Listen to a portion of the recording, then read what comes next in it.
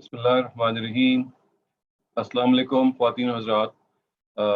Understanding the Quran insights from the Farahi approach کے اس session میں آپ کو خوش آمدید.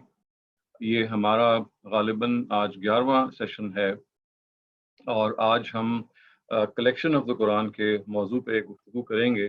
یہ جو ورڈ کلیکشن ہے یہ اصل میں یہاں سے پیدا ہوا کہ قرآن مجید یکمشت نازل نہیں ہوا. It was not revealed in one installment. یہ مختلف حصوں میں نازل ہوا، مختلف ایپیسوڈز میں نازل ہوا. تو اس کے بعد ظاہر ہے پھر یہ سوال پیدا ہوتا ہے کہ کیا قرآن مجید کو پھر کلیکٹ کیا گیا، ری ارینج کیا گیا یا کیا معاملہ کیا گیا. تو یہ وہ ہسٹری ہے قرآن مجید کی جو قرآن خود اس کے بارے میں گفتگو کرتا ہے اور اس پر ہم اس بات کو آگے بڑھائیں گے. آپ کو یاد ہوگا کہ جو پچھلا سیشن تھا ہمارا اس میں ہم نے یہ کوشش کی تھی کہ جو سوالات پیدا ہوتے ہیں قرآن مجید کی تاریخ پہ، اور یہ سوالات خواتین حضرات اس کی کلیکشن پہ بھی پیدا ہوتے ہیں. کلیکشن کا جیسے میں نے بتایا اس کی جو جمع و تدوین کہتے ہیں، اور اس کے ساتھ ساتھ یہ اس کی ٹرانسمیشن پہ بھی پیدا ہوتے ہیں. قرآن ٹرانسمٹ کیسے ہوا، اور آیتوں کے حوالے سے ہم نے پچھلے دفعہ دیکھا تھا کہ صحابہ کے مصائف میں اختلاف ہمیں نظر آتا ہے. ہسٹری میں یہ بیان ہوا ہے کہ did not have the same order of the surahs that the way that we are used to. اور بہت سارے سوالات ہم نے دیکھے تھے. قرآن مجید کے تعدد کے ہم نے سوالات دیکھے تھے کہ ملٹیپل قرآنس ہیں ہماری امت میں، ویرینٹ ریڈنگز ہیں. قرآن کی انکمپلیٹنس پہ بعض نیریٹیوز ہیں. حضرت عثمان نے جو کاپیز بنائیں ان کے اندر ڈسکرپنسیز ہیں. قرآن کی اسکرپٹ کے حوالے سے نظر آیا کہ اسکرائبل ایررز ہیں. پھر جو قرآن کی اسکرپٹ کی آرتھوگرافی کی جو ہسٹری بیان کی جاتی ہے وہ ہمیں محسوس ہوا کہ جو مینوسکرپٹ ایویڈنس ہے it is in direct contradiction to that. سورہ فلق اور سورہ ناس کی قرآنسٹی کے بارے میں ڈاؤٹ پیدا ہوا کیونکہ حضرت عبداللہ بن مسعود یہ کہتے ہیں کہ یہ دو صورتیں جو ہے یہ دعائیں ہیں، یہ تو قرآن کا حصہ نہیں ہے. سبعۃ احرف جو 7 احرف کی مشہور روایت ہے اس میں بھی سوال پیدا کیا. تو یہ ہم نے ایک جائزہ لیا تھا اپنے پچھلے سیشن میں کہ یہ جو قرآن مجید کی تاریخ کے حوالے سے سوالات اٹھتے ہیں پہلے آپ کے سامنے وہ آ جائیں، تاکہ اب جو ہم آئندہ کور کریں گے وہ ہم کریں گے تو اس طرح سے کہ پہلے پازیٹیولی قرآن کی ہسٹری کا جو کلیکشن کا ایسپیکٹ ہے اور اس کا جو ٹرانسلیشن کا ایسپیکٹ ہے اس کو ہم اسٹڈی کرتے چلے جائیں گے، اور اس دوران میں آپ کو بعض سوالوں کے جواب ملنے شروع ہو جائیں گے.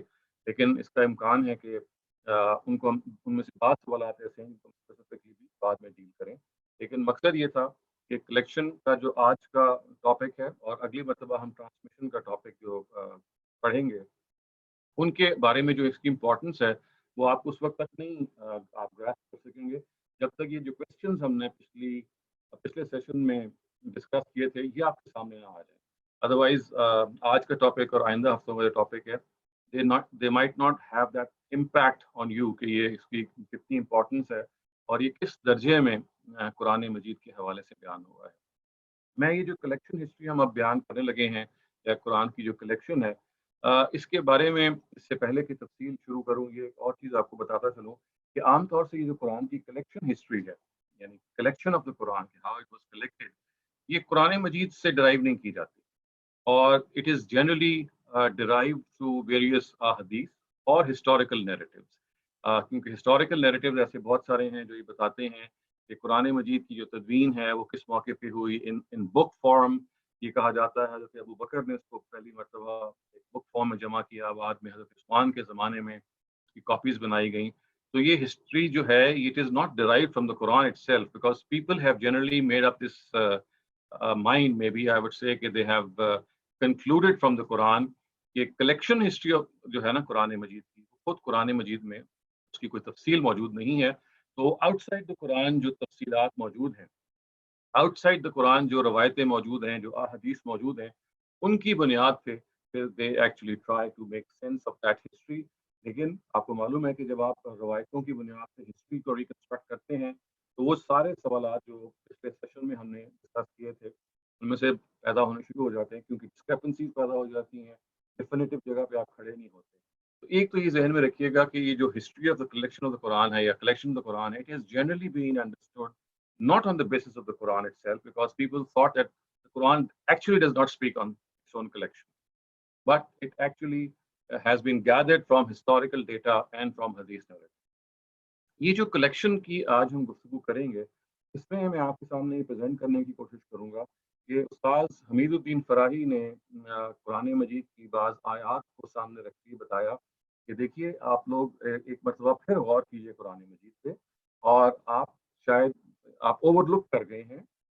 قرآن اپنی کلیکشن کے بارے میں خود بات کرتا ہے، اور جب قرآن اپنی کلیکشن کے بارے میں کوئی بات کرے it says something on its own collection، تو قرآن کا بیان ہے جو اصل بیان ہے. قرآن مجید کے بیان کو آپ فوقیت دیں. قرآن مجید کا بیان جو ہے that should hold the prime importance. تو استاذ حمید الدین فراہی نے سورہ قیامہ کی کچھ آیات کو ہائی لائٹ کر کے بتایا کہ دیکھیے کہ کس طرح سے قرآن مجید اپنی کلیکشن کے بارے میں خود گفتگو کرتا ہے. میں بھی آپ کے سامنے وہ آیات بھی پیش کرتا ہوں، لیکن آپ یہ سوال پوچھ سکتے ہیں کہ بھئی اگر یہ اتنا obvious ہے کہ سورہ قیامہ کی ان آیتوں میں قرآن کی کلیکشن بیان ہوئی ہے، تو وائی از اٹ کہ امت کی ایک بہت بڑی تعداد، یعنی you seldom find an exception. استاذ حمید الدین فراہی نے ایک جگہ پہ یہ لکھا ہے کہ ماوردی جو ہیں ایک شافعی جورسٹ تھے 6th سینچری میں، ان کی بھی وہی رائے ہے جو استاذ فراہی نے پیش کی.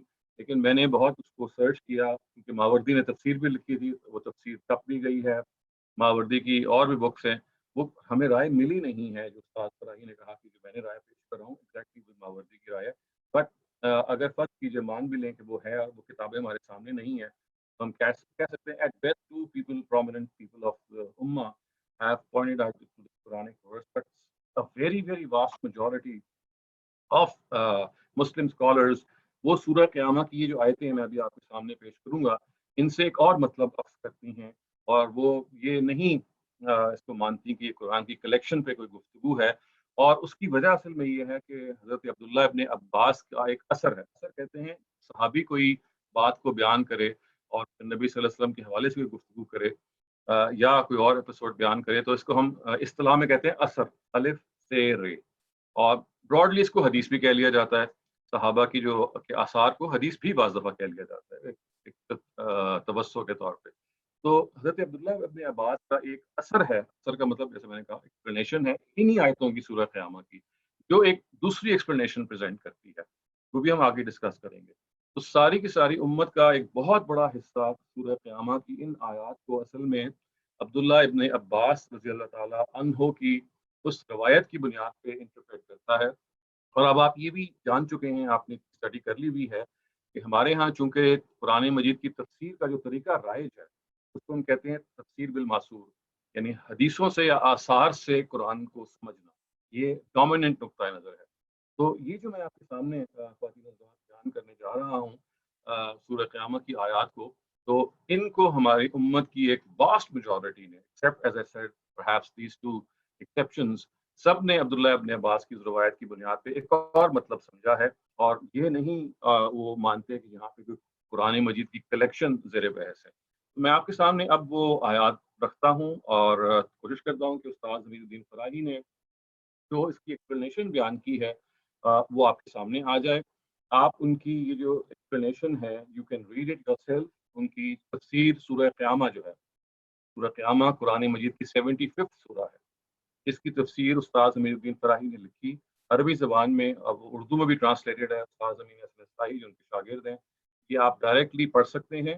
پھر استاد امین حسن اصلاحی جو ان کے شاگرد ہیں انہوں نے بھی اس ایسی ہی تفسیر کی، یہی اس آیت کا مفہوم کم و بیش بیان کیا، اور آپ ان کی اپنی تفسیر میں بھی پڑھ سکتے ہیں جو تدبر قرآن کے نام سے موسوم ہے.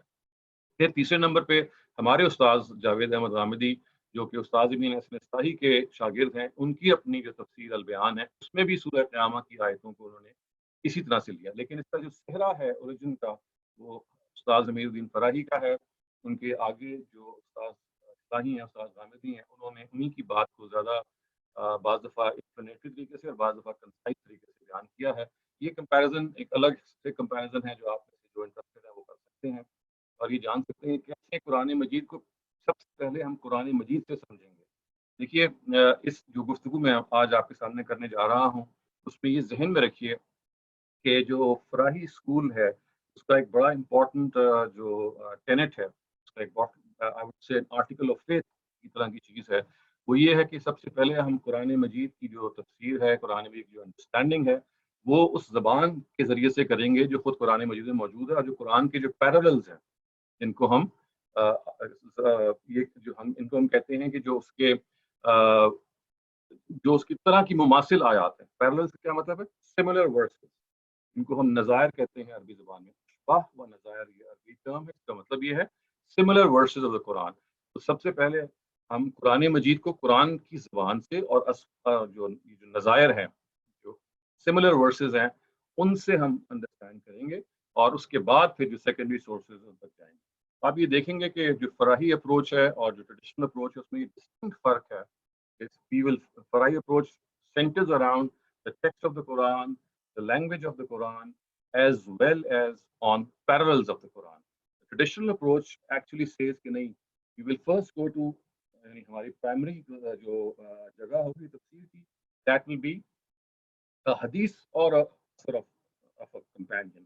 ہم پہلے اس کو دیکھیں گے، اور اگر وہ ہمیں مل جاتی ہے اس آیت کے تحت، تو that will be اور فائنل. وی ول ناٹ، ہم پھر زبان کو نہیں دیکھیں گے، ہمارے لیے وہ سیکنڈری ہے، اس لیے کہ ہمارے نزدیک تو پھر اگر نبی صلی اللہ علیہ وسلم نے کوئی تشریح کر دی ہے، صحابی نے تشریح کر دی ہے، اصل تشریح تو وہی ہے. اور اگر ہمیں وہ فرق چیزیں سمجھ نہیں بھی آ رہی تو ہمیں اس کو ماننا ہے، کیونکہ پروفٹ سے بڑی تو کوئی ایکسپلینٹری اتھارٹی ہو نہیں سکتی. تو یہ دو اپروچز ہیں جو پیرل آپ رکھ کے اس کو سمجھ سکتے ہیں. میں دونوں اپروچز سے انشاءاللہ کوشش کروں گا کہ آج ہم ان سورہ قیامہ کی آیتوں کا مطالعہ کریں اور دیکھیں کہ دونوں جو اپروچز ہیں وہ کس طریقے سے سلیکشن آف دا قرآن کے بارے میں یا قرآن کی ان آیات کے بارے میں گفتگو کرتی ہیں. میں نے یہ تمہید آپ کے سامنے اس لیے باندھی ہے تاکہ آپ یہ جان لیں کہ یہ اپروچ جو ہے، جب تک یہ کمپیریزن میں آپ اسٹڈی نہیں کریں گے تو آپ کو ہو سکتا ہے جو اس کی جو امپورٹ ہے، اس کی جو اہمیت ہے، اور اس کی جو اپروچ کا جو طریقہ ہے، اس پہ آپ متنبع نہ ہو، آپ اٹینٹو نہ ہو. لیکن کمپیریزن میں یہ فائدہ ہوتا ہے کہ آپ کو پھر پتہ چل جاتا ہے کہ ایک حدیث بیسڈ اپروچ ہے اور ایک قرآن بیسڈ اپروچ ہے، تو کیسے ان کے ریزلٹس جو ہیں وہ فرق نکلتے ہیں. تو میں سب سے پہلے خواتین حضرات آپ کے سامنے استاذ فراہی نے جس طرح سے قرآن مجید کی ان آیتوں کو انٹرپریٹ کیا، سب سے پہلے دیکھیے انہوں نے جو سے پہلے یہ کہا کہ قرآن مجید کی جو کلیکشن ہے that is something which is found within the Quran. The Quran it speaks about its collection. اس پہ ایک بات ذہن میں رکھیے، اور وہ بات یہ ہے کہ کیونکہ سورہ قیامہ اس وقت زیر بحث ہے، سورہ قیامہ کے بارے میں مجھے معلوم ہے کہ مکی سورہ ہے، مکی صورتوں میں سے ہے. اور مکی صورتوں کا مطلب اصل میں یہ ہے، اگر یہ مڈل میکن پیریڈ کی ہے یا ریلیٹیولی ارلی میکن پیریڈ کی ہے، تو ان آیتوں کو اگر آپ اس طرح سے سمجھیں جیسے کہ فرائی صاحب اس کو ایکسپلین کرتے ہیں، تو آپ کو اندازہ ہو جائے گا کہ very earlier on in the life of the prophet اللہ تعالیٰ نے کلیکشن کی اسکیم کمیونیکیٹ کر دی تھی حضرت محمد صلی اللہ علیہ وسلم کو اور صحابہ کو. یعنی جو اس پہ اب ہم پڑھیں گے اس کا کیونکہ پورا ایک اسٹیپ وائز طریقہ یہ بیان کرتی ہیں اللہ تعالیٰ کی طرف سے کہ کیسے قرآن مجید نازل ہوگا اور کیسے اس کو ہم کمپلیٹ کریں گے. تو this was to happen in 22 years. لیکن much before the completion, well before the completion of those 22 years, you will find that the Almighty in Surah Qiyamah, because it was revealed in the Maccan period, it is actually telling us what will happen in future vis-a-vis the collection of the Quran. اور یہ نبی صلی اللہ علیہ وسلم کو تسلی کے محل میں نازل ہوئی ہیں. تسلی کا کیا مطلب ہے؟ assurance. The Prophet should not worry about this کہ قرآن مجید جو اس طرح میں نازل ہو رہا ہے اس کا کیا ہوگا، خدا اس کے بارے میں آپ کو ہدایت دیں گے. تو آپ خواتین حضرات اس کو یہ دیکھ سکتے ہیں کہ جو آیت آپ کے سامنے اس وقت پیش کی جا رہی ہے یہ سورہ قیامہ کی آیت ہے، جیسے آپ دیکھ رہے ہیں 75 سورہ ہے، ورسز 16 to 19. اور اس کے الفاظ یہ ہیں، نبی صلی اللہ علیہ وسلم کو مخاطب کر کے کہا جا رہا ہے. یہ ہم پڑھ چکے ہیں یونر آف دا قرآن میں، اور اس سے پہلے کیسے التفاظ کے مختلف طریقے اللہ تعالیٰ اختیار کرتے ہیں. ایک ہی وقت میں وہ بعض دفعہ ایڈریس کر رہے ہوتے ہیں مختلف اینٹیز کو، بعض دفعہ وہ نبی صلی اللہ علیہ وسلم تو ایڈریس کر کے ایک بات کہتے ہیں، اس کے بعد رخ موڑتے ہیں اور مسلمانوں کی طرف آ جاتے ہیں. اسی طرح سے یہ آپ دیکھیں گے یہ سورہ مختلف پہلوؤں سے گزرے گی، لیکن ہم اس کا ایک خاص حصہ ہے جو ورس 16 سے 19 تک کا حصہ ہے، اس کا ہم مطالعہ کریں گے. اس کے پیش کو اگر آپ نے دیکھنا ہو تو آپ یہ تینوں ہمارے اساتذہ کی تفسیروں کو دیکھ سکتے ہیں. وہ آپ کو بتائیں گے کہ ان کا کنیکشن آیات کا ان کی سابقہ آیات سے اور جو ان کی فالوئنگ آیات ہیں وہ کیسے ہوتا ہے. تو الفاظ یہ ہیں کہ لا تحرک به لسانك لتعجل به ان علينا جمعه وقرآنا فاذا قرأناه فاتبع قرآنا ثم ان علينا بیانا. تو جیسے کہ ہم ابھی میں نے ایکسپلین کیا کہ نبی صلی اللہ علیہ وسلم کو چونکہ یہ ایڈریسڈ ہیں، یہ کہا گیا او profit do not move your tongue to hastily acquire this Quran. Indeed, on us is its collection and recital. So, when we have recited it, follow this recital. Then upon us is to explain it. بہت سادہ، بالکل صاف. اگر آپ ابھی اپنے کسی پری conceive notion یا اس آیت کی پری کنسیو تفسیر سے نہ واقف ہوں تو آپ بالکل سادہ طریقے سے ان آیات کو پڑھیں تو یہ آپ کو یہ پیغام دے رہی ہیں، یہ صاف یہ بتا رہی ہیں. اور اس کو استاذ فراہی نے پھر قرآن مجید کے پیرالل سے بتایا کہ دیکھیے نبی صلی اللہ علیہ وسلم کے حوالے سے ہمیں یہ معلوم ہوتا ہے کہ ایک پیرالل ورس ہے جو بالکل سورہ قیامہ کی ورس کے بالکل ساتھ کھڑی ہے. یہ سورہ طٰہٰ کی یہ ورسز ہیں ایکچولی 114 اور 115. یہ بالکل وہی چیز بیان کر رہی ہیں جو یہاں آپ یہ دیکھ رہے ہیں. یہ دو پیرالل ورسز ہیں. تو وہاں ایگزیکٹلی دیکھیں وہ الفاظ کہتے ہیں کہ لا تحرک بہ لسانک لتعجل بہ، ان کو جلد حاصل کرنے کے لیے قرآن مجید کو جو نازل ہو رہا ہے تو جلد حاصل کرنے کے لیے نبی صلی اللہ علیہ وسلم کو کہا گیا کہ بھائی ڈونٹ میک ہیسٹ، کیونکہ اللہ کی اسکیم یہ نہیں ہے کہ سارا جلدی اترے گا، اس نے اپنے طریقے پہ اترنا ہے. ایگزیکٹلی دیکھیے ان آیات کو ذرا پڑھیے کہ ولا تعجل بالقرآن من قبل ان یقضى الیک وحیہ وقل رب زدنی علما ولقد عہدنا الی آدم من قبل فنسی ولم نجد له Uzma. And be not haste in acquiring the Quran before its revelation is completed. يقضى إليك وحيه. سارے کا سارا مکمل جب تک نہیں ہو جاتا تو آپ جلدی نہ کیجیے، اس کے اپنے طریقے سے آہستہ آہستہ اترنا ہے. اور یہ دعا کرتے رہیں قل رب زدنی علما، اے اللہ تعالیٰ میرے علم کو بڑھا. اس سے آپ یہ بھی اندازہ کر لیجیے کہ یہاں پہ جو رب زدنی علما کے الفاظ آئے ہیں جو ہم جگہ جگہ اپنے یہاں سکولز میں دیکھتے ہیں، یہ خاص اس کانٹیکسٹ میں آئے ہیں کہ اللہ تعالیٰ مجھے جو وحی کا جو علم ہے اور جو آپ مجھے فراہم کر رہی ہیں اس کے تناظر میں آئے ہیں کہ اس میں اضافہ کر. آگے ظاہر ہے کہ آیت کا ایک اور حصہ ہے وہ ہمارے سے اگر آپ اس کو نہ بھی اسٹڈی کریں آپ بعد میں دیکھ سکتے ہیں، لیکن یہ ڈائریکٹلی اس آیت سے اس کا تعلق نہیں ہے. یہ آیت صرف یہ بتا رہی ہے کہ اصل میں نبی صلی اللہ علیہ وسلم کے ہاں ایک عجلت پائی جاتی ہے. عجلت کہتے ہیں، ہیسٹ کو کہتے ہیں، جلدی پائی جاتی تھی. اور وہ چاہتے تھے کہ یہ جو قرآن مجید نازل ہو رہا ہے یہ سارے کا سارا ان کو جلد مل جائے، کیونکہ بہت سارے ایشوز تھے جو وہ فیس کر رہے تھے. ایک ایشو تو خود قرآن میں بیان ہو گیا، اور وہ یہ دیکھیے سورہ فرقان کی اس آیت میں آپ کو نظر آئے گا کیا ہے کہ وقال الذین کفروا لولا نزل علیہ القرآن جملۃ واحدہ کذلک لنثبت به فؤادک ورتلناه ترتیلا. And the disbelievers said, why is not the Quran revealed to him in one go?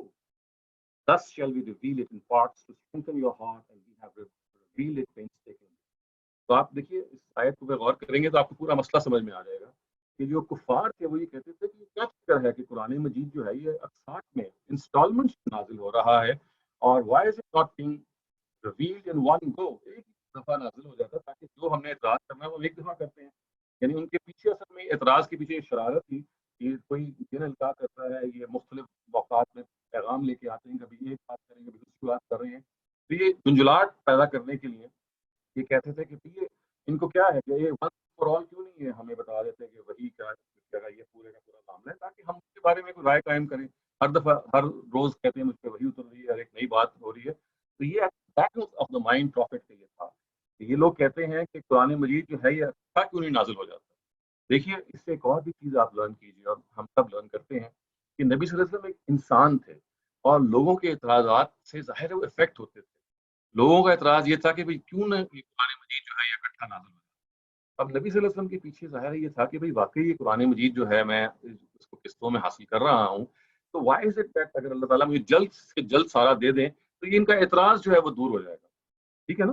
یعنی دیکھیے کفار کا اعتراض یہ تھا، اس کو سامنے رکھ کے نبی صلی اللہ علیہ وسلم کے اندر یہ اجرت پیدا ہوئی، یہ حس پیدا ہوئی کہ جلدی سے مجھے قرآن مل جائے اور ان کو اعتراض کرنے کا موقع نہ ملے کہ بھئی why is it being revealed in so many installments, اس کو جلد از جلد کیا جائے. تو یہ نبی صلی اللہ علیہ وسلم کی کیفیت تھی، ایک مکمل کیفیت تھی کہ وہی آتی تو آپ کوشش کرتے کہ جلدی سے حاصل کر لیں، کیونکہ آپ دل یہ تھا کہ ساری کی ساری وہی بس آ جائے اور آپ کی ذمہ داری ہے وہ پوری ہو جائے اور آپ کفار پہ قرآن پیش کر سکیں اور آپ پہ کوئی اس طرح کا اعتراض نہ ہو. یہ بالکل نیچرل سی بات ہے. پھر آپ کو یہ بھی پتا تھا کہ قرآن مجید کی بہت بڑی رسپانسبلٹی ہے. اگر یہ بھی جب نازل ہوگا تو اس کے نتیجے میں جو بہت سارے سوالات یہ لوگ کر رہے ہیں وہ بھی ان کے جوابات مل جائیں گے. تو ایکچولی جو استاذ فراہی نے ان پیرلل ورسز سے اسٹیبلش کرنے کی کوشش کی ہے in contrast to the understanding of our scholars traditional scholars میں آپ کو آگے بتاؤں گا وہ یہ ہے کہ یہ نبی صلی اللہ علیہ وسلم کی ایک جنرل کیفیت تھی. یہ ایسا نہیں ہے کہ سورہ قیامہ کو پڑھتے ہوئے اچانک ان کے اندر تیزی آ گئی یا انہوں نے کہا کہ میں جلدی سے قرآن حاصل کر دوں. نہیں یہ نہیں تھا بلکہ یہ کیفیت ہے جو کہ in general prophet was actually facing. He wanted to receive the whole Quran as soon as possible to silence his opponents and to actually answer all their objections. یہ تھی at the back of the mind اور اس کی وجہ سے he just wanted کہ وہی آ رہی ہے تو کسی طرح سے ایک ہی دن میں سب ختم ہو جائے. اس کے جواب میں خواتین حضرات اب دیکھیے اگر اب آپ پڑھیں گے نا اس آیت کو دوبارہ تو آپ کو زیادہ میننگ فل لگے گی. یعنی اگر یہ کیفیت نبی صلی اللہ علیہ وسلم کی ہے کہ وہ قرآن حاصل کرنا چاہ رہے ہیں اب دیکھیے تسلی کیا دی گئی لا تحرک به لسانک ہے بالکل ایسی کہا ہے لا تحرک don't worry forget about it. یہ آپ کی وری نہیں ہے میری وری ہے. اللہ تعالیٰ کہہ رہے ہیں کہ زبان کو تیزی سے نہ چلاؤ یہ ایسے نہیں تمہیں ملے گا. اور اس کا طریقہ یہ ہے کہ یہ اسی طرح قسطوں میں نازل ہوگا اور پھر انا علینا جمعہ بقرآن. پھر اللہ تعالیٰ کہہ رہے ہیں یہ میری رسپانسبلٹی ہے ہماری رسپانسبلٹی ہے کہ اس کے جو مختلف پارٹس ہیں جو انسٹالمنٹس میں نازل ہوئے ہیں ان کو میں جمع کروں گا. یہ عربی زبان کا جو ورڈ جمع ہے یہ اردو میں بھی اس حکم میں استعمال ہوتا ہے. ہم کلیکشن کہتے ہیں گیدر. I will gather all these parts, these disparate parts, these parts which were revealed over a period of 23 years.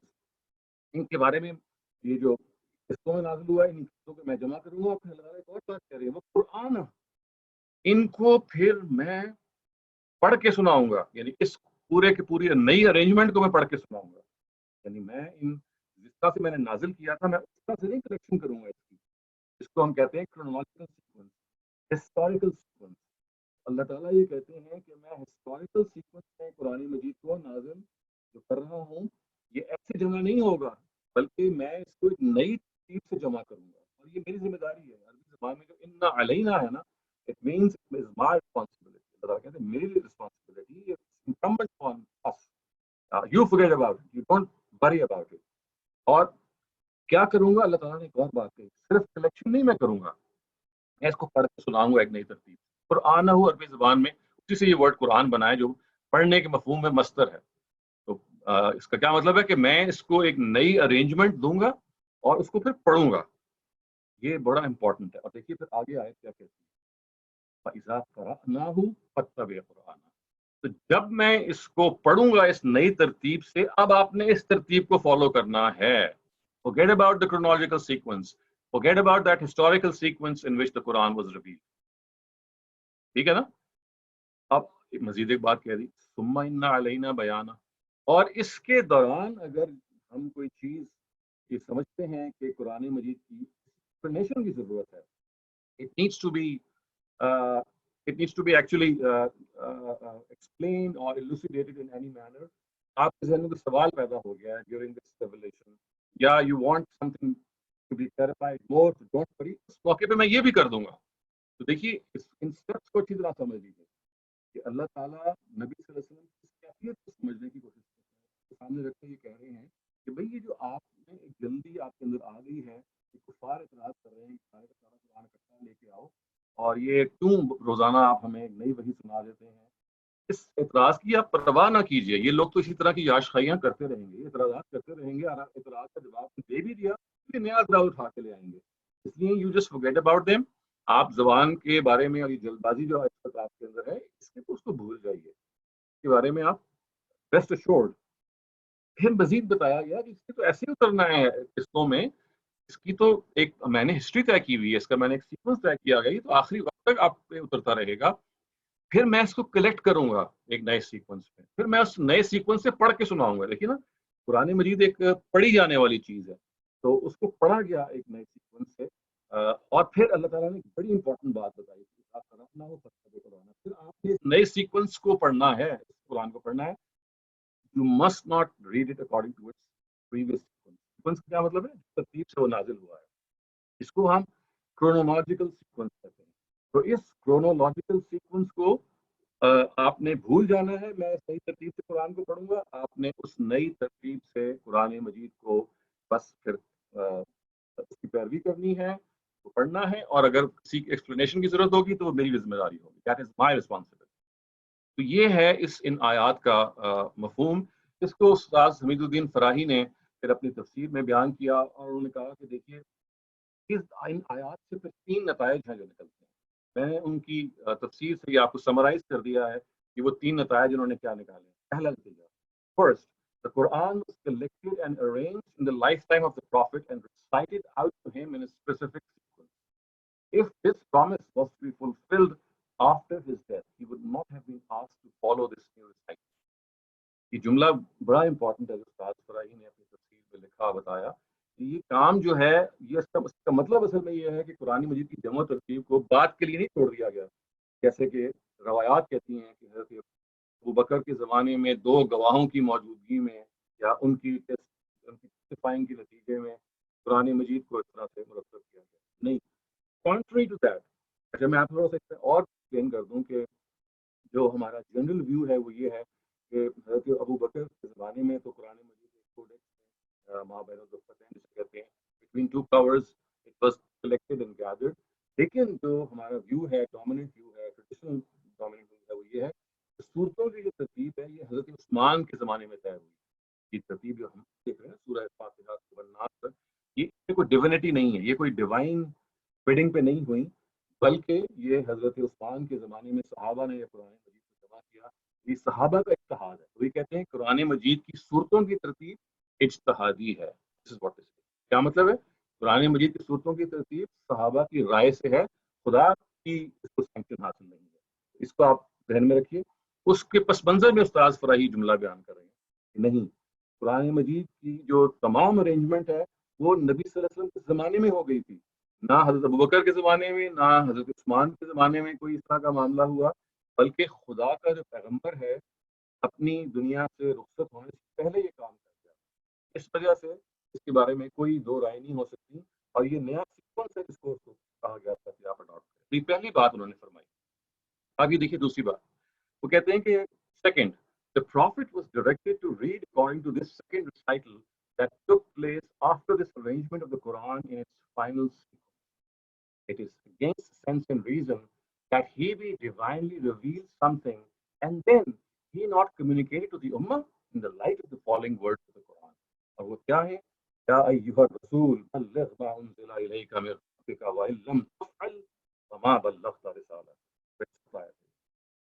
یہ نبی صلی اللہ علیہ وسلم کے حوالے سے جو اس کے جو مخالفین ان کو سرزنش کے طور پہ کہہ رہی ہے، prophet communicate what has been revealed to you, یعنی جو آیتیں آپ کو دی جا رہی ہیں اللہ تعالیٰ کی طرف سے، یہ اب آپ نے فار اینڈ وائڈ ڈسمنیٹ کرنی ہے. if you do not do so you would have failed to convey this message. ما بلغت رسالته، مطلب کہ آپ نے اپنی ذمہ داری پوری نہیں کی.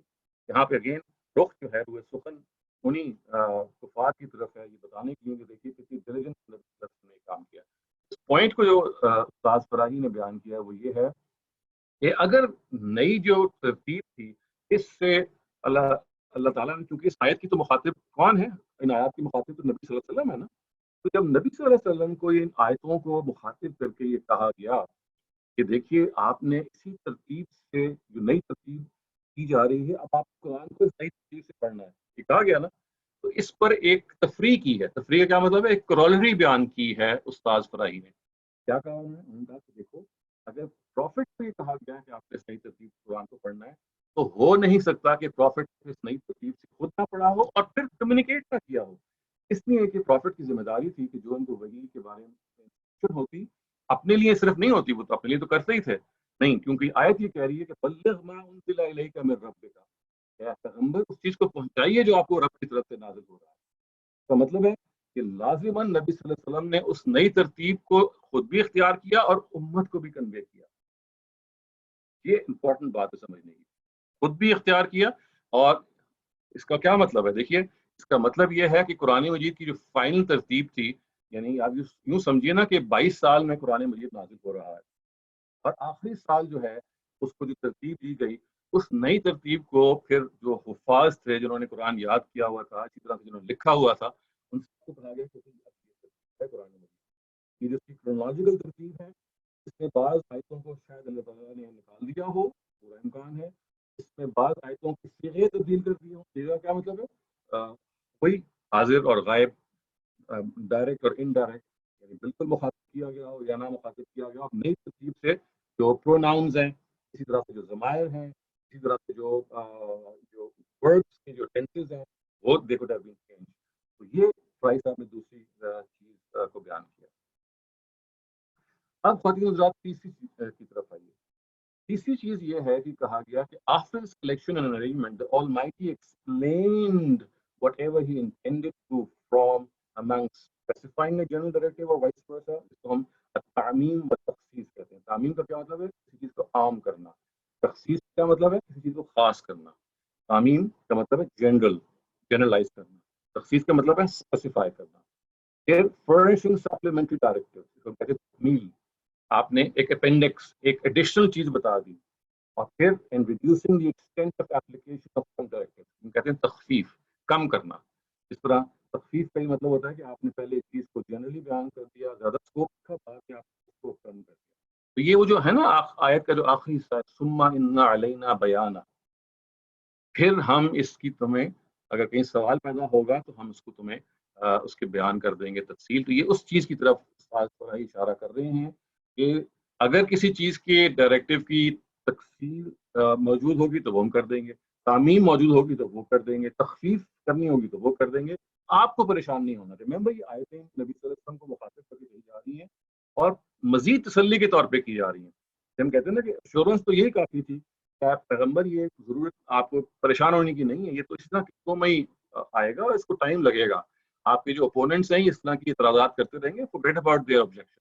इतनी बात काफ़ी नहीं थी, इतनी बात काफ़ी थी। लेकिन देखिए, कुरान मजीद का ये आम उसलूब है कि जब अल्लाह ताला एक जवाब देते हैं तो बात को बिल्कुल आगे तक ले जाते हैं, ताकि जो एश्योरेंस कंप्लीट हो जाए और नबी सल्लल्लाहु अलैहि वसल्लम को पूरी स्कीम बयान हो जाए। यानी इतना कहना काफ़ी था कि भाई नबी सल्लल्लाहु अलैहि वसल्लम, आपको ज़रूरत नहीं है परेशान होने की, ये कुरान मजीद किस्तों में ही नाजिल होगा, एंड दैट्स इट। नहीं, लेकिन अल्लाह ताला ने आगे बयान करना शुरू कर दिया। देखिए, किस्तों में भी नाजिल होगा, फिर उसको मैं जमा करूंगा, फिर मैं एक नई तिलावत उसी करूंगा, आपने उसकी पैरवी करनी है। कोई सवाल होगा या उसका जवाब देने का मामला होगा या डायरेक्टिव्स की तखफीफ, तामीम, तखसीस, तकमील मकसूद होगी तो मैं करूंगा। गोया कि पूरी स्कीम बयान कर दी। और अभी मैंने थोड़ी देर पहले आपको बताया कि ये स्कीम मक्की दौर में ही बयान होगी। तो ये वो उस्ताद हमीदुद्दीन फराही ने इन आयात का मतलब लिया और ये कहा कि ये कुरान मजीद एक नई तरतीब से फिर उम्मत को नबी सल्लल्लाहु अलैहि वसल्लम की तरफ से दे दिया गया। उसके बाद उन्होंने एक और काम किया और उन्होंने कहा कि देखिए, ये तो वो है जो कुरान की मैंने इंटरप्रिटेशन की है आपके सामने, और इसमें बिल्कुल सादगी से इंटरप्रिटेशन की है। मैंने किसी और रवायत को या किसी और चीज़ को सामने नहीं रखा। जिस चीज़ को सामने रखा है वो दो, एक है कुरान के नज़ायर, पैरेलल्स, और दूसरी कुरान की ज़ुबान। इसलिए वहाँ इम्पोर्टेंट है कि जमा का जो वर्ड है वो कॉमनली होता है कलेक्शन गैदर करने के लिए, क्योंकि ये आम तौर से जब दूसरे स्कूल ऑफ थॉट ने समझा तो जमा का ये मफहूम नहीं लिया। अभी आप फिलहाल इसको सिर्फ टाँक लें अपने जहन में। हम जब कंपैरेटिव स्टडी करेंगे तो उससे आपको अंदाजा होगा कि ये वर्ड जमा जिसमें लिंग्विस्टिक इशू है उतना इम्पोर्टेंट है जो खास पर है। बहुत सादगी से पॉइंट आउट कर दिया। कलेक्शन के अलावा अरबी मुबीन में से कोई मतलब हो नहीं सकता जमा करना। और नज़ायर ये बता रहे हैं यहाँ से, मैं पूरे के पूरे कुरान के हवाले से नबी सल्लल्लाहु अलैहि वसल्लम को तस्लीम दी। अच्छा, अभी मैं आपको ये बता रहा था कि उस्ताद हमीदुद्दीन फराई ने फिर ये काम किया। पहले तो उन्होंने इन आयात के हवाले से ये आपको बता दिया, ये जो आयतें हैं ख़वातीन हज़रात, ये एक ख़ास तनाजुर में नबी सल्लल्लाहु अलैहि वसल्लम को तसल्ली दे रही हैं। ये कुरान की वो इंटरप्रिटेशन है जो मैंने की और मावरदी ने इसी इंटरप्रिटेशन को प्रेजेंट किया। और फिर उन्होंने ये कहा कि देखो, जो मैं कह रहा हूँ ना कुरान मजीद से मैंने जो डेरिवेशन की है, रवायात भी ये कह रही हैं। यानी रवायात दो तरह की हैं। कुछ रवायात इसकी ऑपोजिशन में खड़ी हुई हैं, उनके बारे में उन्होंने कमेंट नहीं किया। यानी ज़ाहिर है वो फिर बाद में लोगों ने यानी फराई स्कूल के बाद और लोगों ने इस पे कमेंट किया, उनको एनालाइज किया। लेकिन उस्ताद फराही ने फिर एक काम ये किया, उन्होंने कहा कि देखो, जो कुछ मैंने अभी तक बयान किया इन 3 नुकात की शक्ल में, इसको जान लो कि ये रवायात, हदीसें और सहाबा के आसार भी इसको बयान कर रहे हैं। गोया कि कुरान मजीद की जो बात है वो हिस्टोरिकली भी आप देखिए کہ وہ ہسٹری میں بیان ہوئی ہے، جو انٹرپریٹیشن یہاں بیان کی ہے۔ اب میں چاہتا ہوں آپ کے سامنے وہ چند نکات میں بیان کر دوں تاکہ آپ کو بھی دیکھیں کہ یہ ایگزیکٹلی انہیں کے ورڈز ہیں جو میں سمرائز کر رہا ہوں تفسیر سے، وہ یہ کہتے ہیں نمبر 1۔ اب وہ ہسٹوریکل آپ کو کورابریشن دے رہے ہیں، قرآن سے بھی انہوں نے کہا کہ اس کا مطلب یہ نکلتا ہے، آپ ہسٹوریکلی آپ کو بتا رہے ہیں کہ کیا مطلب نکلتا ہے۔ 1. The prophet would read out whole surah of the Quran to people, and this could not have happened, or this could not have been possible unless they had been read out to him in their specific sequence. The companions would listen to and preserve the Quran in accordance with this arrangement. تو یہ یعنی اللہ تعالیٰ کی طرف سے سورتوں کا نازل ہونا، پوری کی پوری سورتوں کا، اور نبی صلی اللہ علیہ وسلم کا قرآن مجید کا صورتوں میں پڑھنا کا جو صورتیں دی گئی ہیں ان کا نمازوں میں پڑھنا یہ پاسبل نہیں تھا کہ جب تک کہ یہ صورتیں جیسے کہ اللہ تعالیٰ نے ان پہ نازل کی تھی اسی ترتیب سے آپ نے پڑھ کے نہ سنائی گئی۔ ابھی دیکھیں انہوں نے آیت وہ کوٹ کی ہے نا، بلغ ما انزل الیک من ربک کا مطلب ہے کہ پوری کی پوری صورتیں جو ہیں وہ اللہ تعالیٰ کے پیغمبر نے نماز میں، اسی طرح سے خانہ کعبہ میں آپ جا کے تلاوت کیا کرتے تھے، اس کے ہمیں مثالیں ملتی ہیں، وہ کمیونیکیٹ کی جاتی تھی۔ پھر قریش جو تھے دے وڈ بی ویٹنگ، کیونکہ دیکھیے نا ان کو تو ایک مسئلہ پڑا ہوا تھا کہ ایک نبوت کا ایک شخص نے دعویٰ کر دیا ہے اور وہ یہ کہتا ہے خدا مجھ سے کلام کر رہا ہے، اور ان کے کلام کو سن کے عرب کے جو شعراء تھے بڑے بڑے، ان میں سے مثال کے طور پہ ایسے تھے جنہوں نے لبید کے بارے میں یہ آتا ہے کہ انہوں نے شاعری چھوڑ دی، اور جب ان سے کہا گیا کہ آپ نے کیوں شاعری چھوڑی تو انہوں نے کہا بعد القرآن، یعنی یہ جو کلام خداوند تعالیٰ کا نازل ہو رہا ہے اس کے بعد تو ہم یہ نہیں کر سکتے۔ اسی طرح سے بڑے بڑے خطبہ انہوں نے بالکل ڈک ڈال دیے۔ اس نے ایک ہیبت طاری کر دی قرآن مجید کی۔ تو قریش نے جب یہ دیکھا کہ ان کے جو بڑے صاحب علم لوگ ہیں، جو لٹراٹی ہیں ان کی، وہ بھی قرآن کو ایکسیپٹ کر رہی ہے، تو اب they would wait, literally wait for revelations of the Quran, اور اس کے افیکٹ کو دیکھ کے وہ یہ کہتے تھے، آپ نے بھی قرآن میں جگہ جگہ پڑھا ہوگا، یہ تو شاعری ہے، یہ تو کوئی جن ہے جن کو القاء کرتا ہے، یہ تو خود ایک شاعر ہے۔ اس لیے کہ وہ چاہتے تھے کہ کسی طرح سے اللہ تعالیٰ کی طرف سے جو وحی آ رہی ہے کم کیا جائے کہ یہ نہیں خدا کی طرف سے نہیں ہے، تو انہوں نے خود گھڑ لی ہے۔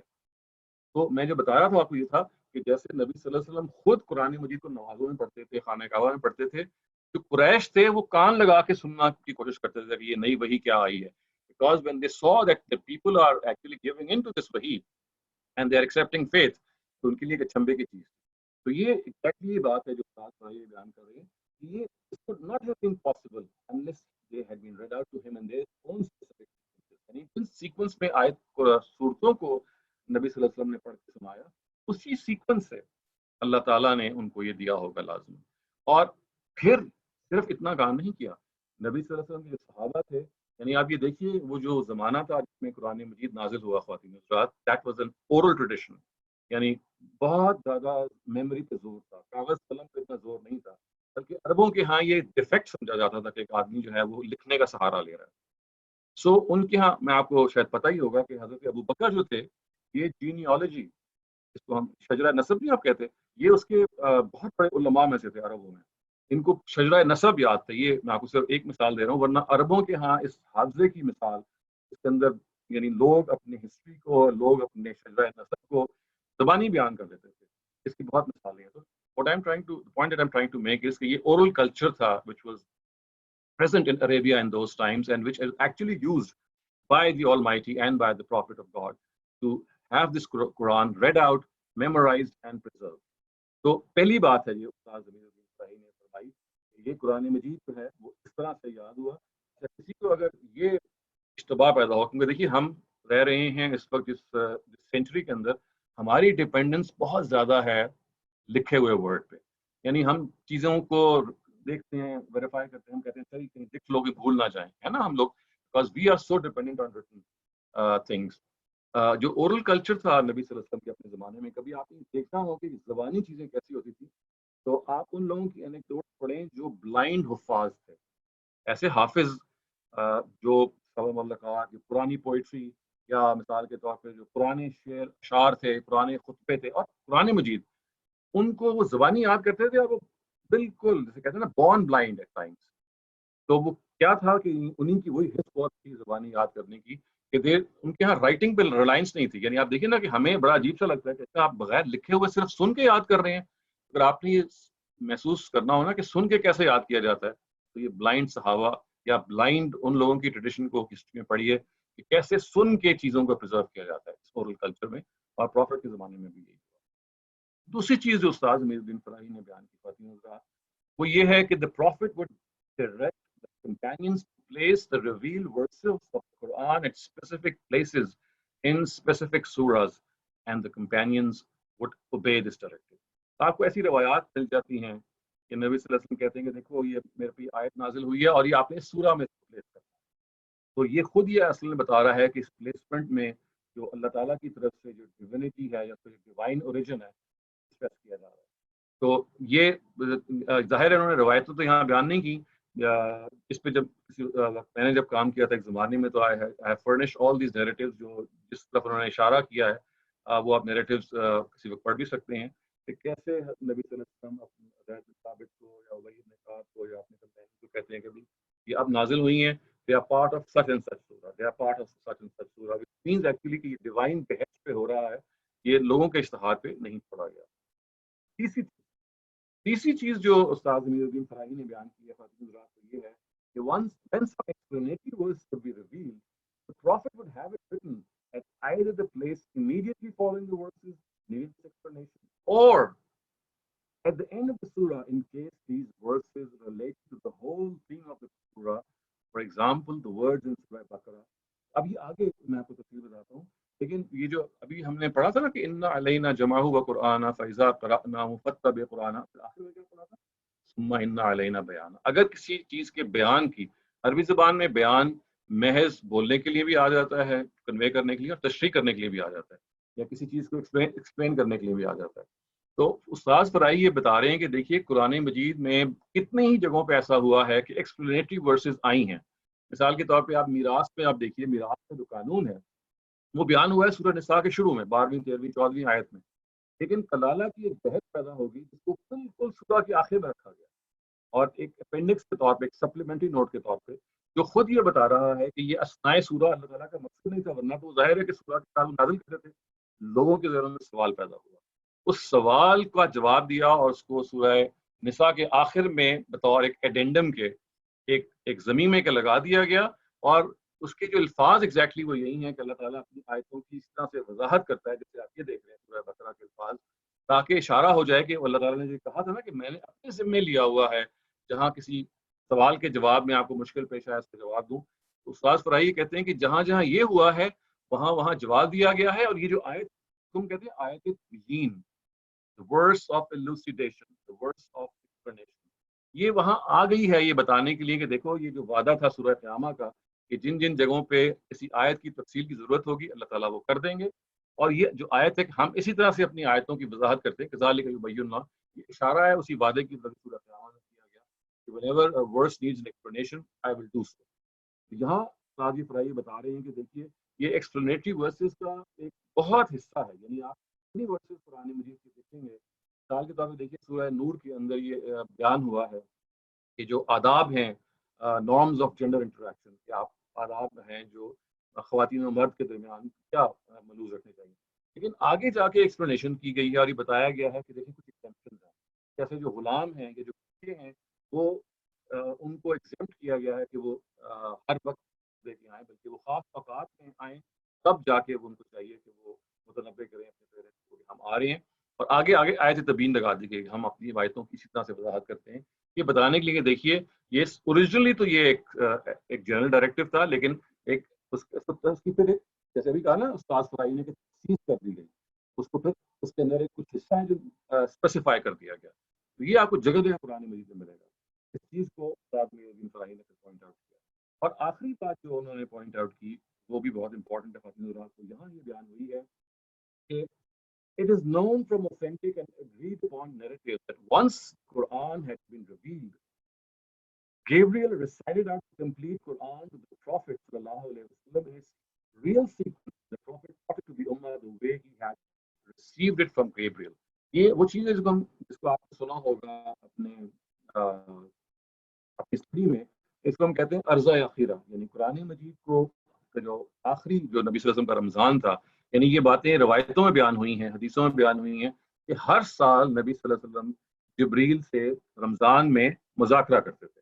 مذاکرہ کا کیا مطلب ہے, ڈسکشن کرتے تھے اس سال تک جو قرآن ریویل ہوا ہے اس وقت تک کا, and he would revise that Quran اور یہ بات بیان ہوئی ہے روایات کے اندر کہ جو یہ فائنل سیکوینس ہے، ابھی دیکھیے نا ہم نے کیا قرآن کی آیتیں پڑھی تھی، اذا قرأناہ فاتبع قرآنہ، کہ جب ہم اس نئی ترتیب سے قرآن کو پڑھیں گے تب آپ نے اس ترتیب سے قرآن مجید کو پھر اب پیش کرنا ہے. اس کی طرف یہ عرض اخیرہ کی روایت ہے. عرض اخیرہ کا مطلب ہے لاسٹ پریزنٹیشن. تو آخری جو رمضان تھا نبی صلی اللہ علیہ وسلم کی زندگی کا، اس میں آپ 20 دن کا اعتکاف کیا. عام طور سے ایسا نہیں ہوتا تھا، 10 دن کرتے تھے، آپ نے 20 دن کا اعتکاف کیا. اور روایتیں یہ کہتی ہیں کہ قرآن مجید کو ٹوائس ریوائز کیا. ایک مرتبہ نبی صلی اللہ علیہ وسلم کو جبریل نے پڑھ کے سنایا اور ایک مرتبہ آپ نے ان کو پڑھ کے سنایا تاکہ گناہ ہو جائے. کیونکہ دیکھیے ایک نئی ترتیب تھی نا، جو پچھلی ترتیب سے ایک نئی ترتیب میں قرآن کو دیا جانا تھا، تو اس کو زیادہ محکم کرنے کے لیے کوئی غلطی نہ ہو، اٹ واز ڈن ٹوائس. اور یہی وہ بات ہے جو روایتیں بیان کر رہی ہیں کہ جو قرآن مجید کی آیت بیان کر رہی ہے، ایک فائنل سیکوینس تھا جو قرآن مجید کا ہوا، اس کو اس نئے سیکوینس میں امت کو دے دیا گیا. اور ہسٹری یہ بیان کر رہی ہے کہ یہ رمضان میں ہوا. نبی صلی اللہ علیہ وسلم کا آخری جو رمضان تھا اس میں 20 دن کا یہ مذاکرہ ہوا. اور پھر ہمیں معلوم ہے کہ نبی صلی اللہ علیہ وسلم کا انتقال ربیع الاول میں ہوا اس اگلے سال. اور رمضان سے لے کر جو ربیع الاول میں آپ کو 7-8 مہینے ہیں، ان 7-8 مہینوں میں وہ انٹینس ایکٹیویٹی ہوئی ہے اور ہوگی، جس میں پھر نبی صلی اللہ علیہ وسلم نے اس نئے سیکوینس سے امت کو آگاہ کیا اور بتایا کہ دیکھیے اب آپ نے وہ جو پریویس سیکوینس ہے اس کو ابینڈن کر دینا ہے، اس کو آپ نے نہیں پڑھنا یا یوز کرنا نماز میں، وہ اس کا ریولیٹری سیکوینس تھا. تو یہ ہے استاد ضمیر الدین فراہی کی پوری بات جو سورہ قیامہ کی ان آیات میں بیان ہوئی ہے. اور آپ اس سے یہ بھی اندازہ لگا سکتے ہیں کہ نئی ترتیب قرآن مجید کی، جس کو ہم ایک ریوائز ترتیب کر سکتے ہیں، new sequence and previous sequence, کیونکہ فرق تھا. تو ایٹ ٹائمز جو پریویس سیکوینس کی باقیات ہیں، ریمننس ہیں، وہ رہ گئیں. اور پھر وہ جو ہم قرآن مجید کی ویرینٹ ریڈنگز ہیں، جو ہم آئندہ لیکچرز میں مطالعہ کریں گے، ایک بہت بڑی سورس اصل میں یہ کرونالوجیکل سیکوینس تھا بن گیا، جس کو اللہ تعالیٰ نے کہا تھا اس کو آپ ابینڈن کر دیں اور ایک نئے سیکوینس سے ہم قرآن کو پڑھیں گے. لیکن وہ سیکوینس لوگوں کے ذہنوں میں تو رہ گیا تھا نا، اور لکھا ہوا بھی تھا. صحابہ کو تو یہ معلوم تھا کہ یہ جو سیکوینس ہے اب ہم نے اس کو نہیں اڈاپٹ کرنا. لیکن ایکڈیمک پرپزز کے لیے ان کے ہاں وہ جاٹڈ ڈاؤن تھا، ان کے نوٹس تھے، وہ آگے ان کے شاگردوں کی طرف گئے. لیکن انہوں نے تو لازماً یہ کہا ہوگا کہ دیکھیے یہ قرآن مجید کی کا پریویس ترتیب کا سیکوینس تھا، اس سے آپ نے اس کو اس کی صرف ایکڈیمک امپورٹنس ہے، ہسٹوریکل امپورٹنس ہے، آرکائیول مٹیریل ہے، لیکن اٹ از ناٹ قرآن. ہوا یہ ہے کہ بعد میں پھر یہ جو ڈسٹنکشن ہے یہ بلر ہونی شروع ہوگی. اور ایک وہ قرآن جس سے ہم واقف ہیں جو عرض اخیرہ میں تھا وہ تو ہم تک پہنچا، لیکن یہ جو ریمننٹس آف دیٹ کرونالوجیکل سیکوینس ہیں یہ پھر سورس بن گئے ان 5 قرآنوں کے جو ہم نے کل پچھلے ہفتے ڈسکس کیا تھا، اور ان ویریئنٹ ریڈنگس کے.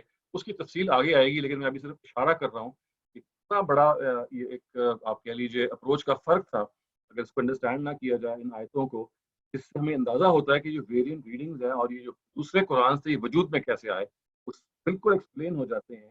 کہ اگر ہم یہ انڈرسٹینڈ کر لیں کہ چونکہ اللہ تعالیٰ نے ایک نیا سیکوینس قرآن مجید کو دے دیا تھا، پریویس سیکوینس کو ابینڈن کروا دیا تھا، لوگوں میں سے بعض لوگوں نے اس پریویس سیکوینس کی بعض آیتوں کو ایکڈیمک امپورٹنس کے لیے محفوظ کر لیا، لیکن بعد میں they became intermingled with the main Quran and slowly and surely پھر اس سے وہ بنا پڑ گئی، وہ foundation was laid for variant readings and for the Quran. تو میں بھی صرف اشارہ کر رہا ہوں. میرا یہ خیال تھا کہ میں جو استاد ضمیر الدین فراہی کی ایکسپلینیشن کے ساتھ ساتھ جو ٹریڈیشنل ایکسپلینیشن ہے وہ بھی آپ کو آج ہی کے لیکچر میں ایکسپلین کر دوں. لیکن میں دیکھ رہا ہوں کہ ٹائم اتنا ہو گیا ہے، I would stop here, I'll not go beyond, کیونکہ وہ خود ایک بہت اہم حصہ ہے. تو I'll leave it for our next discussion انشاءاللہ تعالیٰ next. تو میں آپ کو پھر یہ بتاؤں گا کہ کس طریقے سے انہی آیات کو استاد ضمیر الدین فراہی کے علاوہ جو ہمارے ہاں دوسرے اسکالرس تھے ان کو کیسے سمجھا، اور پھر آپ کمپیریزن کر کے دیکھ سکتے ہیں اور اپنا you can make up your own mind. میرا آج کا صرف مقصد یہ ہے کہ آپ استاد ضمیر الدین فراہی کی بات کو سمجھ لیجئے. اس کی امپورٹنس جو صحیح معنوں میں تو آپ کو جب آپ کمپیریٹیو اسٹڈی کریں گے تب سمجھ میں آئے گی، لیکن یہ بہت سمپل ہے. اور یہ آپ کو یہ اشارہ بھی کر دیتی ہے اپنی سمپلسٹی کے ساتھ ساتھ کہ جو ویرینٹ ریڈنگز ہیں وہ جو 5 قرآن ہیں ان کی کیسے ہماری امت میں سرکولیٹ ہونے شروع کیے. اس کی تفصیل اور اس میں زیادہ ایکسپلینیشن انشاءاللہ ہم آئندہ لیکچرز میں فراہم کریں گے. So I will just end my talk here. اور آج میں آپ کو یہ کہوں گا کہ آپ نے جو سوالات کرنے ہیں وہ پلیز جو آگے کی ہم نے گفتگو کرنی ہے، اگر وہ آپ نے اس کے ذہن میں سوال ہیں تو ان کو ڈیفر کیجیے اور اپنی یہ ٹریننگ کیجیے کہ ہم اپنے آپ کو پہلے پوائنٹ آف ویو کو سمجھنے میں بہت ٹائم صرف کر دیں. تو آپ اپنے جو سوالات ہیں جو لیکچر کے متعلق ہیں ان کو محدود رکھیے ان چیزوں اس خاص اپروچ کے حوالے سے کہ کیسے ڈائریکٹلی قرآن مجید کا یہ جو مطلب انہوں نے سمجھا یہ نکلتا ہے یا نہیں نکلتا، یہ سوال آپ کر سکتے ہیں. لیکن اگر آپ مجھ سے یہ پوچھیں گے کہ بھئی پھر باقی لوگوں نے کیا کیا، تو میں نے اس کے بارے میں آپ کو بھی بتا دیا ہے کہ وہ ہم باقی لوگوں کی بات اسٹڈی کریں گے انشاءاللہ نیکسٹ سیشنز میں، اور کمپیریزن بھی کریں گے، اور یہ بھی دیکھیں گے کہ کس طرح سے پھر وہ جو ہم نے سوالات پچھلے سیشن میں اٹھائے تھے 10 سوالات، ان کا ہمیں کیا پاسبل جواب ملتا ہے. سو اوور ٹو مائی کو ہوسٹ، پلیز آپ you can now proceed with the question. بہت اینڈ آئی وڈ شکریہ لائک ڈاکٹر ٹو نو کہ شہزاد. آواز کیسی تھی؟ جی ریلیٹیولی پہلے سے بہتر، لیکن فیڈ بیک کوئی اتنی اچھی نہیں ہے. So I understand that you are working on it. So hopefully by next session ہم اس کا کوئی سولوشن نکالیں گے. So generally was better.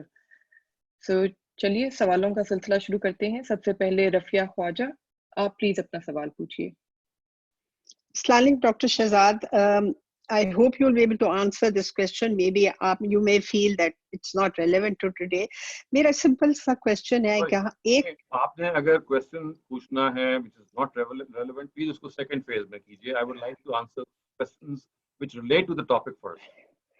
Dr. Shahzad, I think it is relevant because I feel that there's only one Quran written in clear Arabic, yet آپ Hamiduddin fry صاحب کا بتا رہے ہیں, other scholars have different views.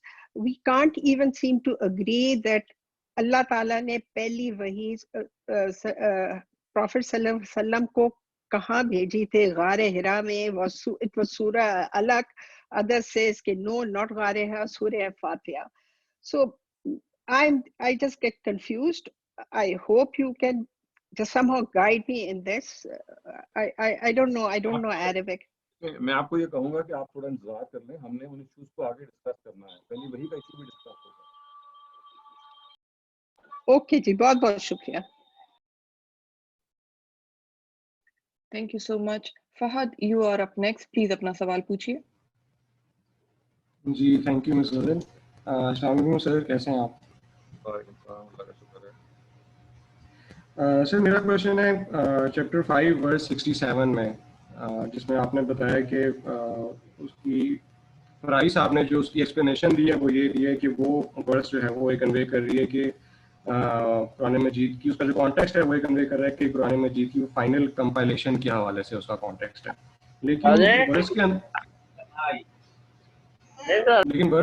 لیکن ورس کے اندر تو کہیں نہیں لکھا ہوا کہ وہ فائنل کمپائلیشن سے ریلیٹڈ ہے.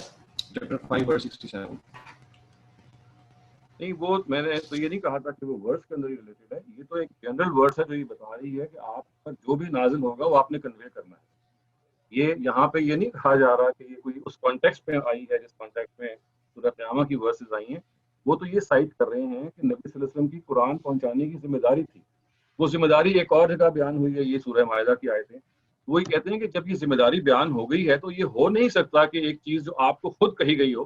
دیکھیں نا, ان کے تو یہ ہے نا کہ نبی صلی اللہ علیہ وسلم کو مخاطب کرے کہا جا رہا ہے آپ نے قرآن مجید کو ایک نئے سیکوینس سے پڑھنا ہے. وہ کہتے ہیں یہ کوئی غلط فہمی نہ ہو کہ یہ قرآن نبی صلی اللہ علیہ وسلم نے ایسے پڑھنا ہے, بلکہ چونکہ یہ اللہ تعالیٰ کی طرف سے منزل من اللہ ہے تو یہی رسپانسبلٹی آپ کی ہے کہ اس کو آگے بھی پہنچائیں. اس کے لیے انہوں نے ایک آیت کا حوالہ دیا ہے کہ دیکھیے یہ ان کی ذمہ داری ہے کہ جو بھی ان پہ نازل ہوتا ہے اس کو آگے پہنچاتے ہیں. وہ ایک جنرل ورس ہے نبی صلی اللہ علیہ وسلم کو یہ بتانے کے لیے کہ بھئی جو بھی آپ پہ نازل ہوگا وہ آپ نے آگے پہنچانا ہے. یعنی وہ ایک عام آیت ہے. تو فرائی صاحب صرف اس کی طرف اشارہ کر رہے ہیں کہ یہ کوئی نہ سمجھے کہ میں لا تحرک بھی لسانہ کا, کہ چونکہ مخاطب صرف پروفٹ ہی ہیں تو بس انہوں نے ہی پڑھنا ہے, بلکہ اصل میں یہ ہے کہ انہوں نے تو پڑھنا ہی پڑھنا ہے, امت کو بھی آگے پہنچانا ہے. یہ بھی دوسری آیت یہ بتا رہی ہے کہ جو کچھ آپ پہ نازل ہوا ہے یا نازل ہوتا رہے گا وہ آپ نے آگے پہنچانا ہے. تو یہ اس طرح سے ریلیٹ کرتے ہیں. جی تھینک یو, جزاک اللہ. اگلا سوال محسن, پلیز آپ پوچھیے. جی السلام علیکم.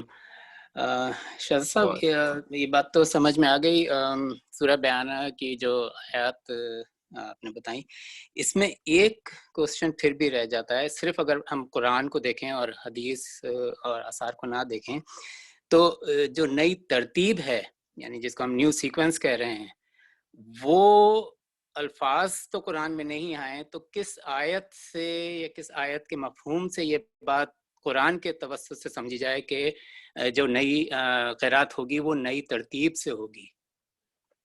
نہیں وہ تو اس لیے اب ایک obvious چیز ہے نا کہ ہمیں یہ پتا ہے کہ سورہ بقرہ قرآن مجید کی جو دوسری نمبر سورہ ہے یہ تو مدینے میں نازل ہوئی ہے.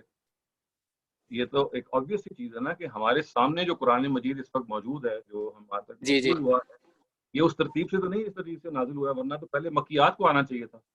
ایسا تو نہیں ہے قرآن مجید میں کہ ساری مکیات پہلے آ گئی ہیں پھر بعد میں مدنیات ہوں.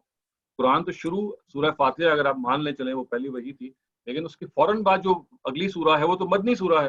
ہونا تو ٹھیک. یہ چاہیے تھا کہ اگر آپ وہ مانتے تو پھر ساری مکیات پہلے آنی چاہیے تھی پھر مدنیات شروع ہوتی. تو عملاً ہمیں یہ معلوم ہو گیا کہ جو ترتیب اس وقت ہمارے پاس ہے یہ وہ ترتیب نہیں جس سے قرآن نازل ہوا تھا, کیونکہ ورنہ پھر مدنی صورت کو نمبر 2 نہیں ہونا چاہیے تھا. نہیں آئی تھنک میں پھر اس کو اس پرسپیکٹو میں کہوں کہ جس طرح سے یہ جب آپ نے فرمایا کہ جو بعض بحثیں یہ ہیں کہ جی صحابہ نے اس کو ترتیب دی یا یہ تو پھر بحث رہ جائے گی نا. میں اگر مطلب اس کو یہ اس طرح سے کہوں کہ یہ ایک جو بیچ میں آیات ہے فتبعوا کرانا ہو, یہ اس کو تھوڑا سا ایلیبوریٹ کر دیں کہ یہ کیوں کہا گیا.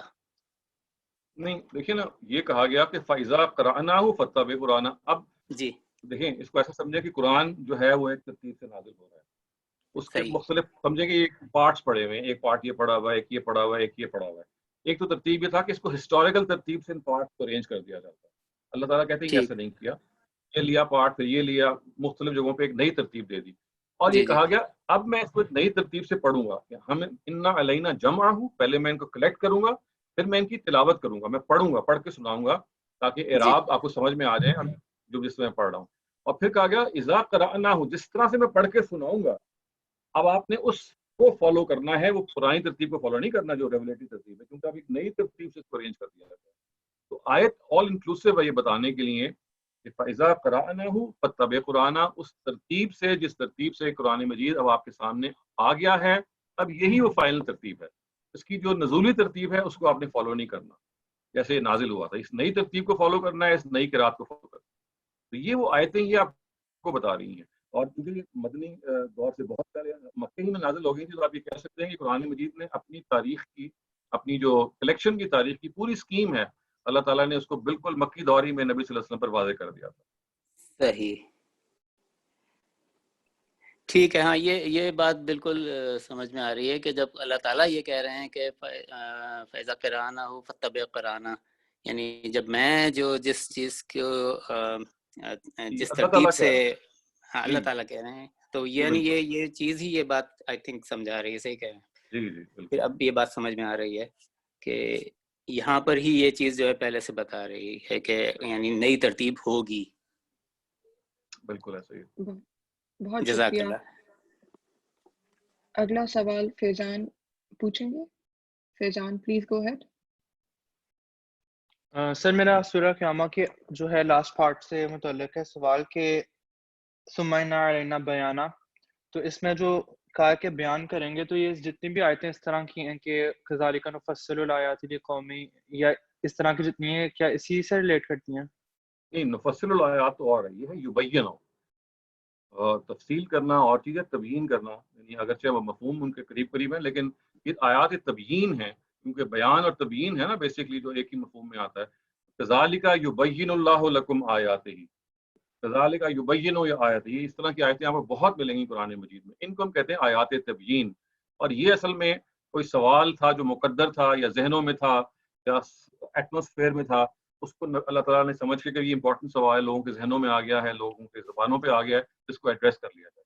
ان کو ایڈریس کر کے کہا کہ دیکھو میں اپنی پچھلی بات کی ایکسپلینیشن کر رہا ہوں تاکہ وہ تمہارے ذہن میں جو سوال پیدا ہوا ہے اس پچھلی بات کے بارے میں اس کا جواب مل جائے. لیکن یہ کمپائلیشن سے کیسے ریلیٹ کرتا ہے؟ کیونکہ کمپائلیشن تو جو پہلے جو سوالات اور جواب موجود ہیں ان سے ہوگی نا, اگر نیا جواب دیا جا رہا ہے تو اس کی تو کمپائلیشن تو پھر بعد میں دوبارہ ہوگی. نہیں دیکھیں نا اس کا ایسے ہوتا ہے کہ مثلا یہ آپ یوں دیکھیے نا, میں نے آپ کو جو مثال دی جو کلالہ کی آیتیں ہیں سورہ نساء کے آخر میں, وہ ان کو آخر میں رکھ دیا گیا. یعنی ہونا تو یہ چاہیے تھا, اگر میں اور آپ ہوتے تو میں تو یہ کرتا, مطلب آنیسٹلی بتا رہا ہوں کہ میراث کی جو آیتیں ہیں ساری کی ساری انہی کے ساتھ میں ٹانگ دیتا. میں کہتا ہوں یہ تو تعلق ہی اس کا میراث کی آیت سے ہے, تو میں ایک جو 12واں اور 13ویں آیت میں جو مسئلہ ہے وہ میں جا کے 120 پہ کیوں بیان کروں آخر میں. I would have placed it immediately, کیونکہ سارے احکام ہی اس کے ہیں. تو یہاں یہ نہیں کیا گیا. جب قرآن کو ری ارینج کیا گیا تو بعض جگہوں پہ تو ایسا ہی کیا گیا کہ آیات تبیین کو بالکل ساتھ رکھ دیا گیا, اور بعض جگہ پہ یہ رکھا گیا کہ سورہ کے آخر میں پلیس کر دیا گیا, جیسے سورہ نساء کی مثال ہے. اس کا تعلق اصل میں ارینجمنٹ ہی سے ہے. یعنی اللہ تعالیٰ یہ چاہتے تو یہ آیت تبیین آیت 12, 13, 14 کے ساتھ رکھ دیتے, جو جس طرح سے انہوں نے باقی جگہوں پہ کیا, جس طرح شاید ہم اور آپ بھی کرتے. اور بعض جگہ انہوں نے یہ کیا کہ نہیں, انہوں نے کہا کہ یہ سورہ مکمل ہو گئی ہے, جو لوگوں کے ذہن میں سوالات پیدا ہو رہے ہیں ان کا میں الگ الگ جواب دے رہا ہوں. تو سورہ نساء کو اگر آپ پڑھیں گے تو آپ دیکھیں گے کہ سورہ ایک موقع پہ ختم ہو جاتی ہے, اس کے بعد 4 یا 5 سوالات ہیں جو لوگوں کے ذہنوں میں پیدا ہوئے ہیں, ان کو پھر نبی صلی اللہ علیہ وسلم نے اللہ تعالیٰ نے 1 2 3 4 کر کے بیان کیا, اور آخری میں یہ جو کلالہ کا سوال جو پیدا ہوا تھا اس کا جواب دیا. تو یہ اس طرح سے یہ ارینجمنٹ کا موضوع بنتا ہے.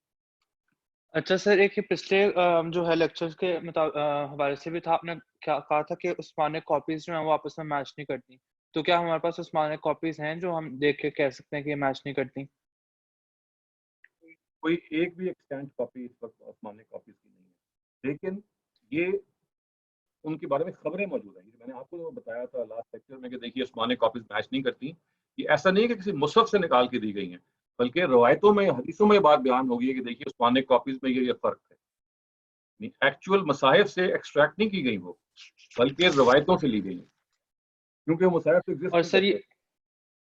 اور سر یہ جو سیکوینس جو نیا جو ہمارے پاس ہے ارزا خیرہ کی جو ہم قرات کرتے ہیں, اس کے علاوہ جو قراتے ہیں اس میں کیا صورتوں کے اندر بھی سیکوینس آیتوں کا ڈفرینٹ ہے؟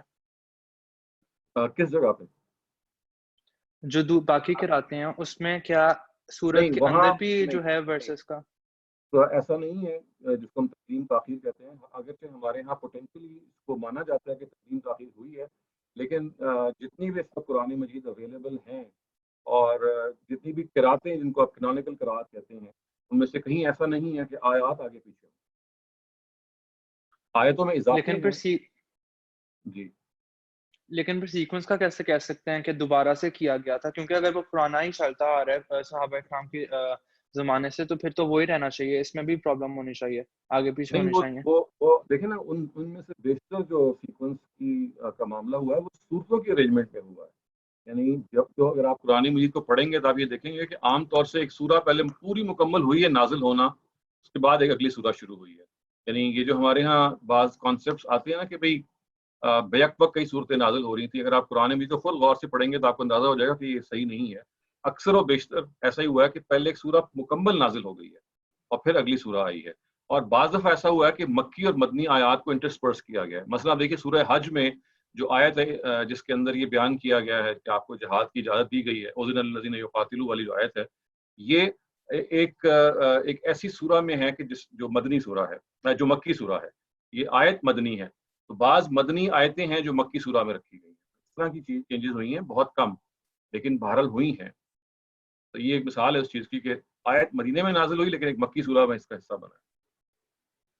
اور سر ایک یہ سورہ قیامہ کی آیت کے حوالے سے یہ نہیں مانا جا سکتا کہ جو ہے کہ جو کہا گیا ہے کمپائلیشن کا کہ یہ بعد میں مدینہ میں نازل ہوئی ہوگی, جب قرآن نازل ہو گیا کافی حد تک, اور اس کو پھر جمع و ترتیب کے تب کیا کہا گیا, شروع کے دور میں نہیں کہا گیا, کیونکہ وہ تھیم سے میچ نہیں کرتا سورہ کی تھیم سے, سورہ قیامہ کی یہ جو آیتیں ہیں. سورہ کی تھیم سے تو میچ اس لیے کرتا ہے نا کہ اگر آپ جو فرائی اسکالرس کی ایکسپلینیشن کو سمجھنے کی کوشش کریں گے, وہ یہ بتا رہے ہیں کہ نبی صلی اللہ علیہ وسلم کا ایک عمومی ان کے اندر عجلت پیدا ہو گئی تھی کہ کسی طرح سے وہی ساری کی ساری جلدی سے آ جائیں, وہ ذمہ داری سے لوگ دوش ہو جائیں, اور لوگوں کا جو اعتراض ہے یکمشت نازل نہیں ہوتا, ان کو یہ جواب مل جائے. تو یہ سورہ قیامہ کے موقع پہ نبی صلی اللہ علیہ وسلم نے اس عجلت کو, وہ جو ہر موقع پہ تھی اس موقع پہ بھی ظاہر ہوئی, اب پھر روک دیا گیا. اور یہ پچھلی آیتوں سے کہا گیا کہ دیکھو اب یہ جو قرآن نازل ہو رہا ہے اس کے بارے میں جلدی نہ کرو, یہ تو قرآن مجید میں جگہ جگہ ہوتا ہے, اور اس کی بہت مثالیں ہیں. اگر آپ سورہ آل عمران کو دیکھیں گے, بعض اور صورتوں کو, کہ جہاں ایک سلسلہ چل رہا ہے اور یا نبی صلی اللہ علیہ وسلم کی کس کو تسلی دینے مقصود تھی تو کلام کو روک دیا گیا. اسی کو ہم کہتے ہیں التفات. التفات کا مطلب یہ ہوتا ہے کہ کلام تو چل رہا ہے اپنی راہ میں, اب یا نبی صلی اللہ علیہ وسلم کو یا مسلمانوں کو یا کسی اور پہلو سے کلام نے شفٹ کرنا ہے, اور یہ بتانا ہے کہ دیکھو یہ آپ جو معاملہ کر رہے ہیں نا اس میں فلاں فلاں چیزوں کا لحاظ کر رہے ہیں, اور پھر کلام آگے پہنچ جاتا ہے. اب یہ دیکھیں سورہ قیامہ کی ان آیتوں کو اگر آپ نکال دیں درمیان سے اور آگے کنیکٹ کر لیں اس سے پہلے اور بعد کو, تو بالکل بات واضح ہو جائے گی. وجوہ یومئذ ناظرہ کے الفاظ آتے ہیں تو یہ بتاتے ہیں کہ دیکھیے ان لوگوں کا جو معاملہ ہے وہ یہ نہیں ہے کہ جو اعتراض اٹھا رہے ہیں, بلکہ یہ خود ایک دنیا کی محبت میں گرفتار ہے. یہ سورہ قیامہ کی بقیہ آیتوں کی تفصیل ہے. تو یہ درمیان کا حصہ ہے جس میں نبی صلی اللہ علیہ وسلم کو صرف مخاطب کر کے التفات کر کے بتایا گیا کہ بھائی ڈونٹ میک ہیسٹ، اور جیسے ہی بات ختم ہوئی ہے تو سورہ ریزیوم ہو گئی ہے. تو یہ ایک درمیان میں ایک مترضع آپ کہہ لیجیے ایک جملہ تھا جس کو نبی صلی اللہ علیہ وسلم کی طرف ڈائریکٹ کر کے بات کو مکمل کر دیا گیا. تو اگر آپ قرآن مجید کے جو یہ اسٹائلسٹک فیچرز ہیں جو ہم نے اسٹڈی کیے ہیں پہلے ان سے واقف ہوں گے تو آپ کے لیے کوئی اجنبیت نہیں ہوگی کہ یہ کوئی کلام کا عیب ہے یا اچانک درمیان میں بات آ رہی ہے. ایسے ہو جاتا ہے. یعنی ہم نے جملہ مترضع جب پڑھے ہیں ان کی تفسیر پڑھی ہے قرآن کی انڈرسٹینڈنگ میں، تو میں یہ دیکھا ہے کہ ایسے کلام کو روک دیا جاتا ہے، ایک بات پہ تبصرہ کیا جاتا ہے اور پھر کلام پیچھے سے متصل ہو جاتا ہے. اور سر یہ کیا گروپس کی کوئی ملتی ہیں روایتیں کہ گروپس میں بھی ترتیب دی گئی، یعنی گروپس میں چھوڑتے ہیں؟ نہیں ایسی کوئی روایت نہیں ملتی. یہ تو خود قرآن مجید ہمیں یہ بتاتا ہے کہ یعنی اگر آپ گروپ کی تعین کی بات کر رہے ہیں تو ایسے نہیں، لیکن قرآن خود یہ بتاتا ہے کہ جب یہ کہتا ہے نا وَلَقَدْ سَبْعٌ مِّنَ آتَيْنَاكَ الْمَثَانِي، کہ یہ قرآن مجید کو ہم نے 7 ایسی چیزوں میں نازل کیا جس کے جو 2 کر کے ہیں، تو منسوخ تو یہ ہے. چلیں تھینک یو ویری مچ. بہت شکریہ. اگلا سوال عدنان آپ پوچھیے. Adnan are you still there؟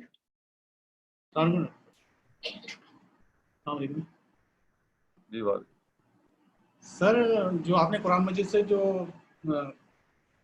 قرضہ اخرہ کے بارے میں جو بتایا جو آیتیں ہیں وہ تو بالکل صاف بیان کرتی ہیں، لیکن جو ہمارا ٹریڈیشن ہے اس میں جو اس سے پہلے کی جو قرآن کی جو کلیکشن تھی وہ تو اس حساب سے تو پھر ضنی ہو گئی کہ وہ اخبار عہد کے تھرو ہمیں مل رہی ہے.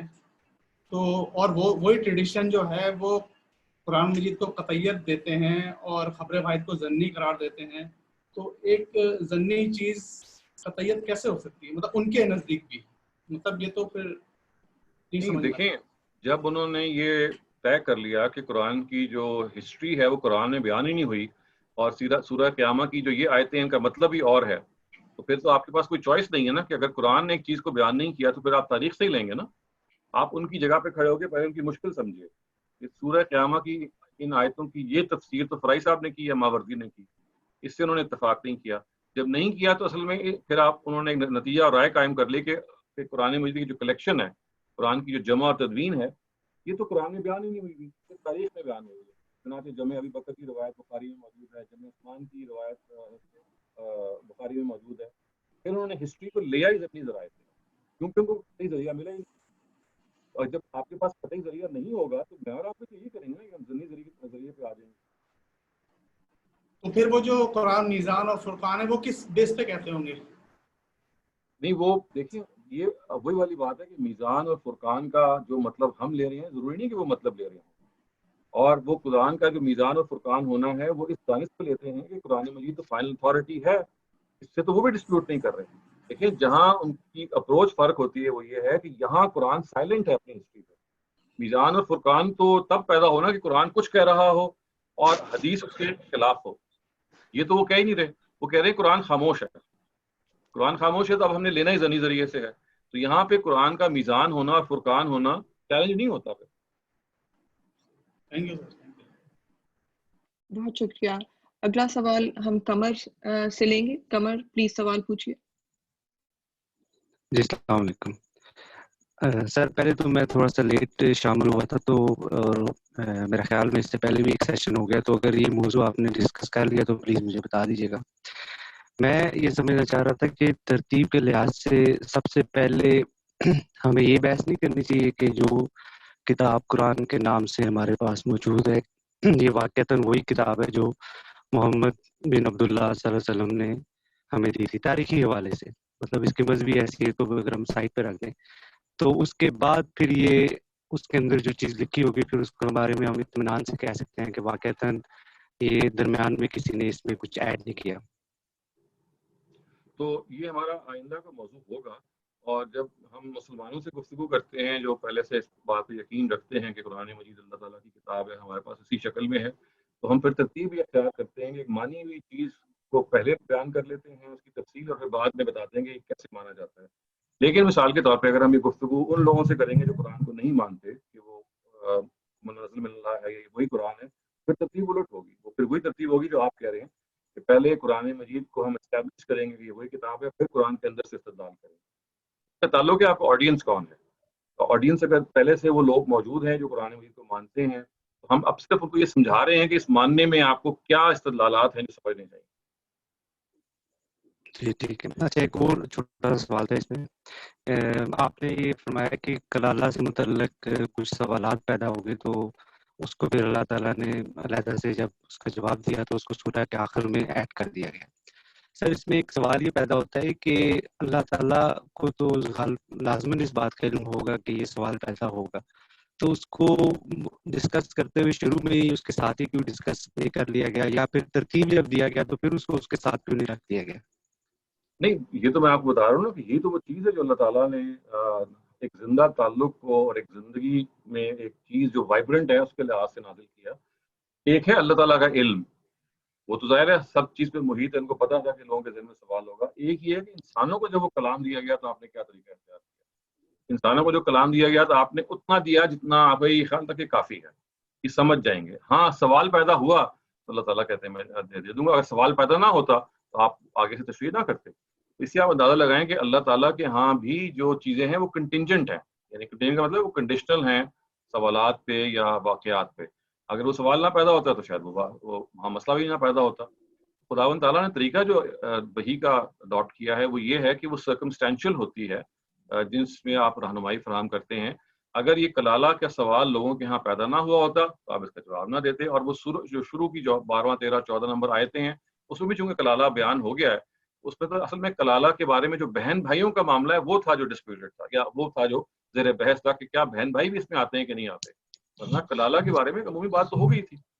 تو یہ وجہ ہے کہ اللہ تعالیٰ نے جب سورہ کی سیٹنگ یہ رکھی کہ بھائی سورہ تو یہاں ختم ہو گئی ہے, اب میں کوسچنس کا جواب دینا ہے, کوسچنس کو الگ کر دیا. اگر ایسا نہ ہوتا مثال کے طور پہ کہ آخر میں 4-5 سوال ہوتے نہ ہوتے بلکہ سورہ ایک آخر میں جا کے ختم ہوتی, تو میرے خیال ہے اللہ تعالیٰ پھر وہی کرتے کہ آخر میں نہ رکھتے, پھر اس کو وہاں رکھتے کہ جہاں پہ وہ آیتیں آئیں.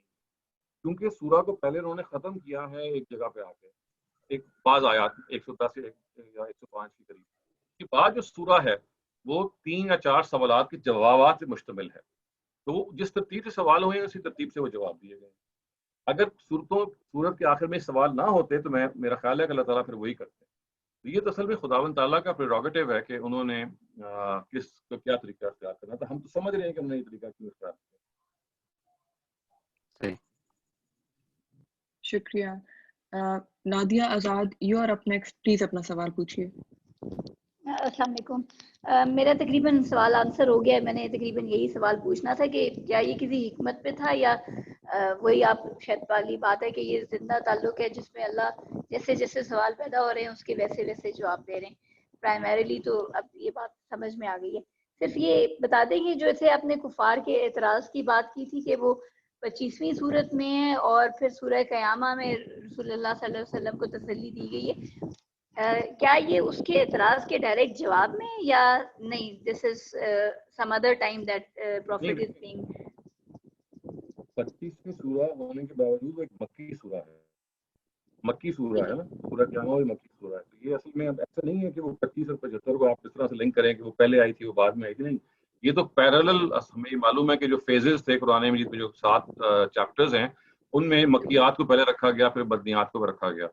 اس وجہ سے یہ لنک ہے یہ تو نہیں اسٹیبلش ہوتا کہ جو 25 نمبر سورہ ہے وہ 75 نمبر سے پہلے آئی ہے نہیں آئی. نہیں, اپنے گروپ میں وہ پہلی ہوگی, لیکن اس گروپ میں جو کوئی اور گروپ ہے وہاں کی جو مکیات ہیں, جو اس گروپ کی مکیات ہیں, ان کو متصل بھی مانا جا سکتا ہے اور پہلے اور آگے بھی ہو سکتا ہے. تو اصل میں تو یہ ہے کہ وہ سوال فضا میں موجود تھا, وہ اعتراضات لوگ کر رہے تھے اور ان اعتراضات کو وہی نے ایک آپ کہہ لیجیے ورڈز دے دیے. وہ تو اگر وہ ورڈز نہ بھی دیتے, کیونکہ دیکھیں بعض مقدر سوالات کا قرآن میں جواب دیا گیا, سوال فضا میں موجود ہے تو اللہ تعالیٰ نے فضا میں سوال کوٹ نہیں بلکہ جواب دے دیا. ہم نے اس جواب سے اندازہ لگاتے ہیں اس کے بھائی یہ دیکھیں فضا میں لوگوں کے ذہنوں میں یہ سوال تھا جس کا جواب اللہ تعالیٰ نے دے دیا وداؤٹ کوٹنگ دیٹ کوسچن. قرآن میں یہ دونوں کام ہوتے ہیں کہ بعض دفعہ the question is quoted and the answer is given and at times the question is not even quoted, it is understood کہ بھئی یہ پرابلم پیدا ہو رہی ہے اس کا جواب دے دیں. تو اس کیس میں تو سوال سائٹ ہو گیا کہ بھئی یہ لوگ کہتے ہیں کہ اکٹھا قرآن نازل نہ ہو. میں کہتا ہوں کہ فرض کیجئے سائٹ نہ بھی ہوتا اور قرآن مجید کی سورہ قیامہ کی وہ آیات آ جاتی تو ہم اس سے اندازہ لگاتے ہیں کہ بھئی this was a problem that was there somehow that people were not very convinced کہ اچھا یہ کیوں بار بار ایک نئی وحی آ رہی ہے, روزانہ ایک نیا پیغام یہ لے کے آتے ہیں اور یہ القاء کرتا ہے. یہ اعتراض تو وہ کر ہی رہے تھے. تو اللہ تعالیٰ نے اصل میں پھر ان کو تو موضوع دیا ہی نہیں, یعنی ان لوگوں کو تو موضوع بنایا ہی نہیں. آپ نے نبی صلی اللہ علیہ وسلم کو کہا کہ دیکھو بھائی معاملہ یہ ہے کہ ان کے اعتراضات کے پیچھے جاؤ گے تو اگر آج یہ اعتراض کریں کل ایک نیا اعتراض لے آئیں گے, یہ چپ نہیں ہو سکتے. اپنے لیے یہ سمجھ لو کہ قرآن کی اسکیم یہ ہے کہ اس نے نازل ایسے ہی ہونا ہے, اور پھر جب نازل ایسے ہونا ہے تو اس کے بارے میں فکر نہ کرو وہ نزول شدہ قرآن کہاں جائے گا, وہ میں آپ کے لیے یہ اور یہ کر دوں گا. اس طرح اللہ تعالیٰ کلام کر رہے ہیں. بالکل ٹھیک, جزاک اللہ, thank you. Dr. Salim, we have a question from Zoom chat asking, in Surah Qiyamah, when people say, Inna alayna jam'uha, they say it means in his heart. Why are they wrong? So that is something that we're going to take up in the next session, because that relates to the traditional interpretation of Surah Qiyamah. So, Inna alayna jam'ahu wa Qur'ana fa iza qara'na. As I said earlier on when I was discussing the opinions which are found on this verse, on these verses, I said that I wanted to discuss both these opinions today, but I think because of short of time, I thought that it would be difficult to have both of them in the same session. So I've just deferred that explanation to the next session, but we'll inshallah go through it and see what exactly is the analysis vis-a-vis the traditional interpretation of the word Jama'ah in their opinion. Thank you, Dr. Salim. And I'm sure Ghazal is going to start the second round now. जी शुक्रिया. अगला सवाल अदीला असद, आप please पूछिए. Sir, thank you गजल sir. मैं ये पूछना चाह रही थी कि ये why is it even a topic of concern के ये इस तरह से कंपाइलेशन बाद में हुई पहले हुई, ये इससे क्या फर्क पड़ता है? इजंट दिस एविडेंस इनफ कि जिस तरह से कुरान हमारे पास अभी है, सालों से इसी तरह, सेंचुरी से इसी तरह से है, हम इसी तरह से पढ़ रहे हैं, तो ये डिवाइन कंपाइलेशन है. क्योंकि अगर ये ऐसा नहीं होता, मैन मेड होता, तो हर वक्त इसमें लड़ाइयाँ नहीं पड़ी होती. तो इसका जवाब असल में मैंने कोशिश की थी. अब जब पिछला सेशन था, अगर आप उसमें मौजूद हो, मैंने आपको बताया था कि देखिए सवालात पैदा हो गए हैं कि 5 कुरान कहीं से वजूद में आ गए हैं, वेरिएंट रीडिंग वजूद में आ गई हैं. अगर आपको इन आयतों का सही मफहूम नहीं मालूम होगा तो आप भी और मैं भी हम इस छंबे में रहेंगे कि चलें एक कुरान से तो हम वाकिफ हैं, बाकी कुरान आए कहाँ से. इस आयत ने उंगली उठा के बता दिया कि देखिए एक कुरान तो एक ही है, ये जो दूसरे कुरान आए हैं क्या ये क्रोनोलॉजिकल सीक्वेंस की बाकियात हैं, या जो प्रीवियस सीक्वेंस था इसको अबैंडन किया गया, इसमें से वो जो हिस्टोरिकल मटेरियल था इसको सेव किया गया, उसी से बनते बनते लोगों के यहाँ एक नए कॉन्सेप्ट वजूद में आ गया कि ये भी कुरान मजीद का हिस्सा है. तो असल में ये इसलिए बहुत इंपॉर्टेंट समझना कि जो इस वक्त सवालात पैदा हो चुके हैं और जो एक सदियों से सवालात पैदा हुए हुए हैं, उनके बारे में हम ये जान लें कि कुरान की अपनी हिस्ट्री को अगर आप सही समझ लेंगे तो आपको जवाब मिल जाएगा.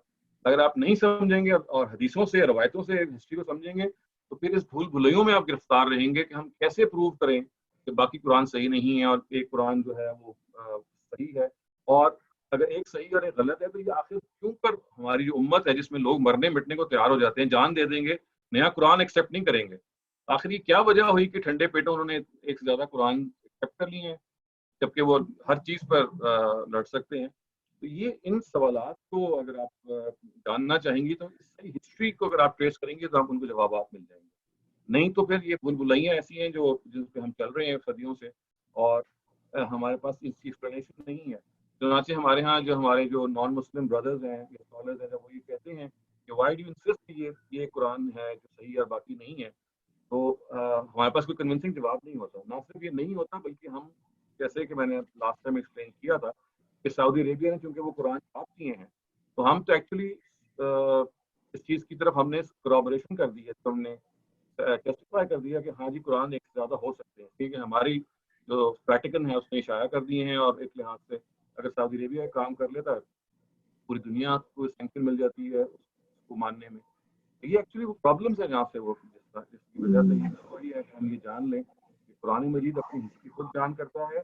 अनफॉर्चुनेटली इस हिस्ट्री को हमने कुरान से समझा नहीं है, रवायतों से समझा है. उस्ताद हमीदुद्दीन फराई ने हमें आके बताया कि देखिए आप इन आयात को रवायतों से समझ रहे थे और एक और मफहूम में समझ रहे थे, जिससे ये आयतें तो कुरान की हिस्ट्री बयान कर रही हैं और इस तरह से बयान कर रही हैं कि मक्की दौर में ये बयान हो रही हैं और पूरा मदनी दौर तक अल्लाह ताला ने बता रहे हैं कि इनकी स्कीम होगी क्या, कुरान कैसे नाजिल होगा, कैसे जमा होगा, कैसे पढ़ा जाएगा और किस तरह उम्मत को मुंतकिल किया जाएगा। सर आपने भी किसी के सवाल के जवाब में ये भी बताया कि उनकी जो दूसरे हमारे पास कुरान मौजूद है उनकी लेकिन आयतों की और सूरतों की तरतीब लेकिन यही है। जी, ठीक, आयतों की सूरतों की तरतीब यही है, लेकिन उसके अंदर इजाफे हैं, जी, एडिशंस हैं या सब्ट्रैक्शंस हैं, डिलीशंस आप कह लीजिए, उसके अंदर प्रोनाउंस का फर्क है। मैंने पिछली दफा एग्जांपल दी थी क्या क्या फर्क हैं जो हो जाते हैं। तो इसके नतीजे में देखिए ना, फिर ये मसला पैदा हो जाता है कि ये कुरान की क्या वेरिएशंस, क्या अल्लाह ताला ने कुरान को मफहूमन महफूज किया था। जब अल्लाह ताला ने कहा कि हम इसको महफूज करेंगे, तो क्या पैगाम महफूज करना मकसद था, क्या अल्फाज को महफूज करना मकसद था, या कोई और बात थी। इस वजह से हमें कोई जब इसके बारे में कोई डेफिनेटिव आंसर नहीं दे सकता। ठीक है sir, thank you so much. बहुत शुक्रिया। Iram Amreen, you are up next, अपना सवाल पूछिए। अस्सलाम वालेकुम सर। वालेकुम। सर मैं आपके जो कुरान अंडरस्टैंडिंग कुरान का लेक्चर 7 था जिसमें आपने टाइप्स ऑफ एड्रेसेस बताए थे, मैं उसमें से क्वेश्चन पूछना चाह रही हूँ, पूछ सकती हूँ? जी पूछे।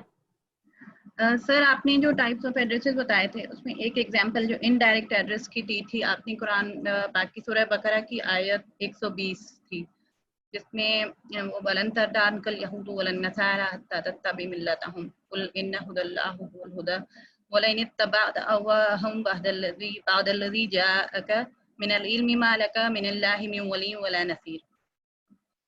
अच्छा, इसमें आपने जो मैं एग्जांपल जिस सेक्शन में दी थी बताया था इनडायरेक्ट एड्रेस है। मैं जब तिलावत कर रही थी तो मेरा ध्यान उसी तरफ गया, लेकिन I didn't recall that you told in the indirect address, but I thought it is the shift of address.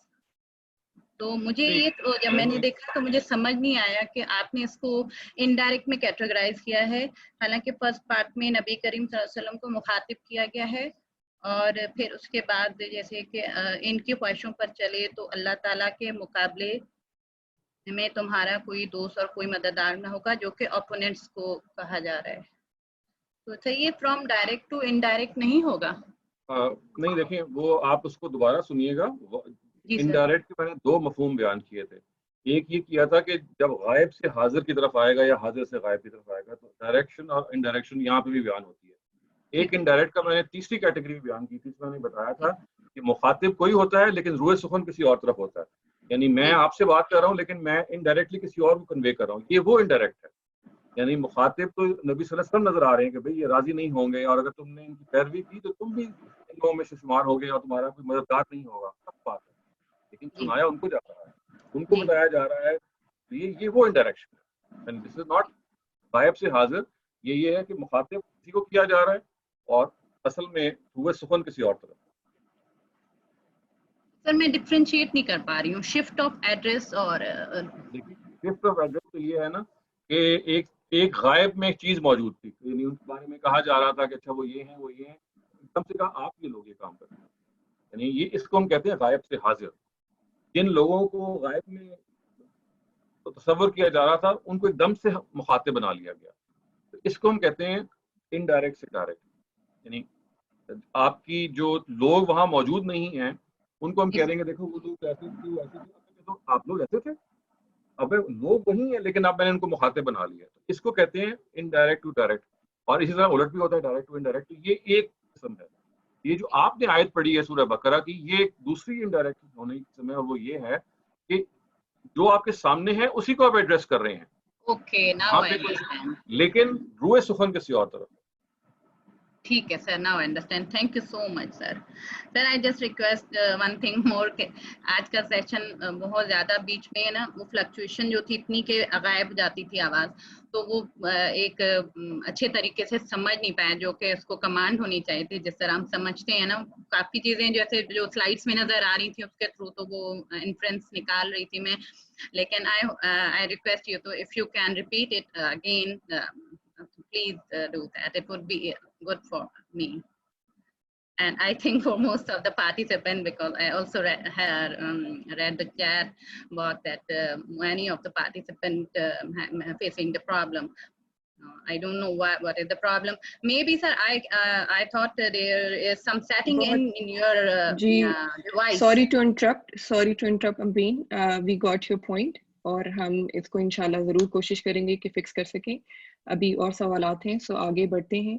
اگلا سوال فاطمہ زاہد, آپ پوچھیے. السلام علیکم سر. سر میں تھوڑا سا جو سمجھ سکی ہوں, پلیز آپ تھوڑا سا مجھے اس کو کنفرم کر دیں کہ آپ نے شروع میں ہی سورۃ قیامہ کی آیت نمبر 16 سے 19 تک پڑھی, لا تحرکا بہی لسانک لتجالا انا علینا جمعہ قرآنا فاذا قرأناہ فاتبعوا قرآنا ثم انا علینا بیانہ. یعنی اللہ تعالیٰ نے کہا کہ نبی پاک کو ہم خود ہی پڑھانا اور خود ہی اس کو سمجھانا سکھا دیں گے, کیونکہ نبی پاک کو بہت جلدی ہوتی تھی کہ مجھے کیوں نہیں مل رہا. اور اس کے بعد آپ نے بتایا کہ جو سورۃ مائدہ کی آیت نمبر 67 میں یا ایھا الرسول بلغ ما انزل الیک من ربک وان لم تفعلوا ما بلغ رسالۃ واللہ یعصمک من الناس ان اللہ لا یہدی القوم الکافرین.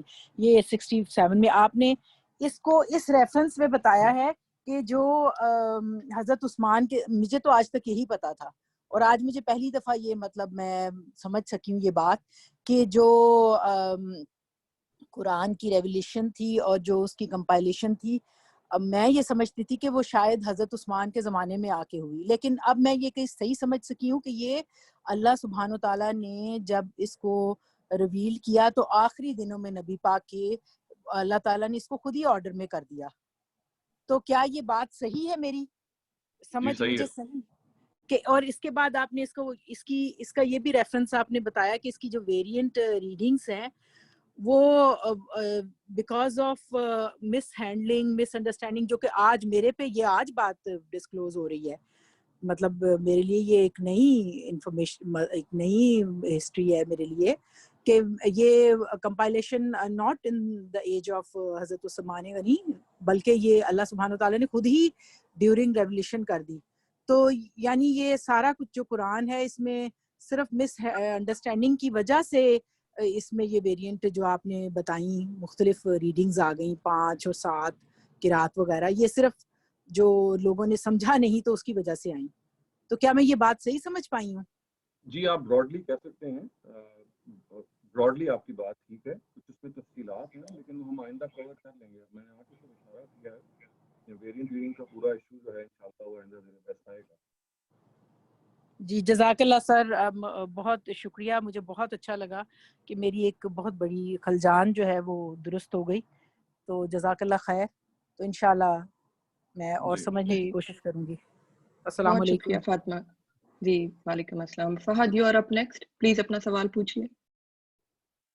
جی تھینک یو سر. لیکن ڈاکٹر صاحب جو قرآن مجید میں سورہ قیامہ میں آپ نے بتایا کہ سورہ قیامہ کے جو ریفرنس ہے وہ یہ بات ثابت کرتا ہے کہ وہ قرآن مجید کا فائنل جو کمپائلیشن ہے وہ اس حوالے سے وہ آیت ہے. لیکن وہ آیت کے اندر تو مجھے کہیں نظر نہیں آ رہا کہ وہ قرأت عامہ کے بارے میں وہ آیت ہے, یا جو حفظ کا جو ورژن ہے جس کو آپ کہتے ہیں کہ یہ سب سے زیادہ پریولنٹ ہے دنیا میں, یہ اس کے بارے میں آیت ہے. وہ تو ایک جنرل سی آیت ہے, تو وہ کہاں سے ثابت کری ہے وہ آیت کہ وہ قرأت عامہ کے بارے میں؟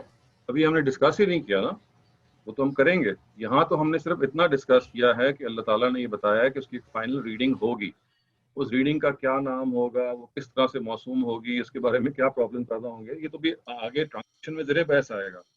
اس کو میں نے اس لیے کہا تھا کہ اس کو آپ تقسیم کر لیں. آج ہم صرف ان آیتوں کو قرآن کی کلیکشن کے حوالے سے اسٹڈی کر رہے ہیں, ٹرانسمیشن کے حوالے سے بھی نہیں کر رہے, وہ آگے آئے گی. کلیکشن کا صرف یہ مطلب ہے کہ جو ہسٹوریکلی قرآن مجید انسٹالمنٹس میں نازل ہوا اس کے بارے میں اللہ تعالیٰ نے ہمیں کیا اسکیم بتائی ہے, کیا وہ اسی سیکوینس میں جمع کر دیں گے یا ایک نئی سیکوینس میں جمع کریں گے. آپ جو سوال پوچھ رہے ہیں تو یہ اصل میں یہ تو ہم زیر بحث لائے نہیں ہیں فی الحال, تو ہمیں آگے ڈسکس کریں کہ اس آیت سے کیا ہم سمجھ سکتے ہیں. وہ قرآن ہمارے پاس ابھی ہے, ہم کیسے ریلیٹ کر سکتے ہیں کہ یہ وہی ہے یا حفظ کا جو قرآن ہے یا قرأت عامہ, یہ ٹرمز کبھی ہم نے ریڈیوس کی نہیں ہے. آپ اگر ان کو جاننا چاہتے ہیں تو پھر انشاءاللہ ہم آگے زیر بحث کریں. جی بہت شکریہ. اگلا سوال فیضان, پلیز آپ پوچھیے. سر یہ جو عرض اخیرہ سے پہلے قرات تھیں ان میں کیا پلورل کی غلطیاں تھیں جو ابھی بھی چلی آ رہی ہیں؟ ورڈز کا آپ نے کہا تھا ورڈز چینج ہو گئے ہیں, تو وہ کیوں, پھر کیا پہلے غلطیاں تھیں یا کیا تھا پہلے, وہ کیوں ایسے چلی آ رہی ہیں؟ نہیں میں نے تو یہ نہیں کہا تھا کہ غلطیاں تھیں، میں نے تو آپ کو یہ کہا تھا نہیں یہ میں کہہ رہا ہوں آپ نے کہا بتائیں. تھا نا کہ ابھی کئی قرات ہیں جو یعنی ڈفر کرتی ہیں اس سے عرض اخیرہ کی قرات سے، تو کیا اگر وہاں سے چلی آ رہی ہیں تو کیا ادھر غلطی تھی جو کہ کیونکہ اب جو ہمیں پتہ ہے وہ تو صحیح ہے نا قرآن مجید جو ہم پڑھ رہے ہیں. نہیں دیکھیں غلطی نہیں تھی، میں تو آپ کو یہ بتا رہا ہوں کہ وہ اوریجن کیا تھا ان کا، وہ آئیں کہاں سے. غلطی اور صحت تو بھی آگے کی بات ہے. میں تو آپ کو یہ بتانے کی کوشش کر رہا ہوں کہ مثال کے طور پہ موراکو میں یا نارتھ افریقہ میں ایک قرآن کی دوسری ورژن وہاں پہ پڑھی جاتی ہے، بس پچھلے 12 صدیوں سے پڑھی جا رہی ہے. تو اگر وہ پڑھی جا رہی ہے اور یہ اس ورژن سے فرق ہے جس ورژن سے ہم واقف ہیں، اس کا پاسبل اوریجن کیا ہے؟ یہ تو ابھی ہم اوریجن کو اسٹڈی کر رہے ہیں. غلط اور صحیح تو بھی زیر بحث نہیں ہے. یہ تو ہم صرف یہ بتا رہے لیکن ہیں کہ آئی کہاں سے ہیں اور لوگوں نے قبول کیسے کر لیا. میں نے اس کو ایکسپلین کرنے کی کوشش کی ہے کہ عرض اولا، اگر آپ عرض اخیرہ کے مقابلے میں اس کو ایک ٹرم ذرا سمجھ لیں، عرض اولا کا مطلب ہے جو اس کا تاریخی نزول ہے، اس کی جو بعض آیتیں ہیں جن کو ظاہر ہے اللہ تعالیٰ نے ابینڈن کر دیا تھا، یا سکون سے ابینڈن کر دیا تھا، یا عراق یا مثال کے طور پہ ان کی ترتیب کو تبدیل کر دیا تھا، وہ لوگوں کے حافظے میں ایگزسٹ کرتی رہ گئی. دیکھیں میں اور آپ بھی جب کوئی چیز یاد کریں گے اور آپ سے کہا جائے گا کہ نہیں اس کو چھوڑ دیں اب نیا یاد کریں، تو پرانا تو مجھے پھر بھی یاد ہوگا نا تھوڑا بہت، اور لکھا ہوا بھی ہوگا. تو یہ اصل میں انفلٹریٹ کر گیا ہمارے، یہ ایک تاریخی ریکارڈ تھا جو ایکچوئل قرآن کے ساتھ منگل ہو گیا ایک زمانے میں، اور یہاں سے وہ دوسرے قرآن یا دوسری ویریئنٹ ریڈنگ پیدا ہوئی ہیں. میں نے اس پر اشارہ کیا ہے. ابھی تو ہم اس کو سر وہ دیکھیں تو گے. سمجھ آ گئی، جی تو وہ تو اس میں سمجھ آ صحیح اور گئی، غلط لیکن زیر بحث نہیں ہے. اس میں ابھی یہ زیر بحث نہیں کہ صحیح اور غلط ہے، یہ بتایا جا رہا ہے کہ یہاں سے یہ پیدا ہوئی ہیں. اچھا چلیں یہ تو کلیئر ہو گیا. اب ایک اور امام حجت کے عذاب سے متعلق ہے، اگر اجازت دیتا ہوں کر لیتا ہوں میں. وہ یہ کہ کیا رسول اللہ نے جتنے بھی بیٹلز میں شریک ہوئے تھے کیا ساروں کا عذاب وہ امام حجت سے متعلق تھا؟ نہیں یہ تو الگ الگ دیکھنا پڑے گا. امام حجت تو اگر آپ مدینے کی بات کر رہے ہیں تو ایک خاص موقع پہ جا کے جب ان کو الٹیمیٹم دیا گیا اور یہ کہا گیا 8 ہجری یا 9 ہجری میں کہ بھائی اب اذان من اللہ الی الناس یوم الحج الاکبر، حج کا اعلان کیا گیا، ورنہ تو شروع کے 8-9 سال اس سے پہلے فتح مکہ ہو چکا ہوا تھا. نبی صلی اللہ علیہ وسلم نے سب لوگوں کو معاف کر دیا تھا. اس میں وہاں تو ابھی وہ قانون اسلام حجت انہوں نے اپلائی نہیں کیا تھا.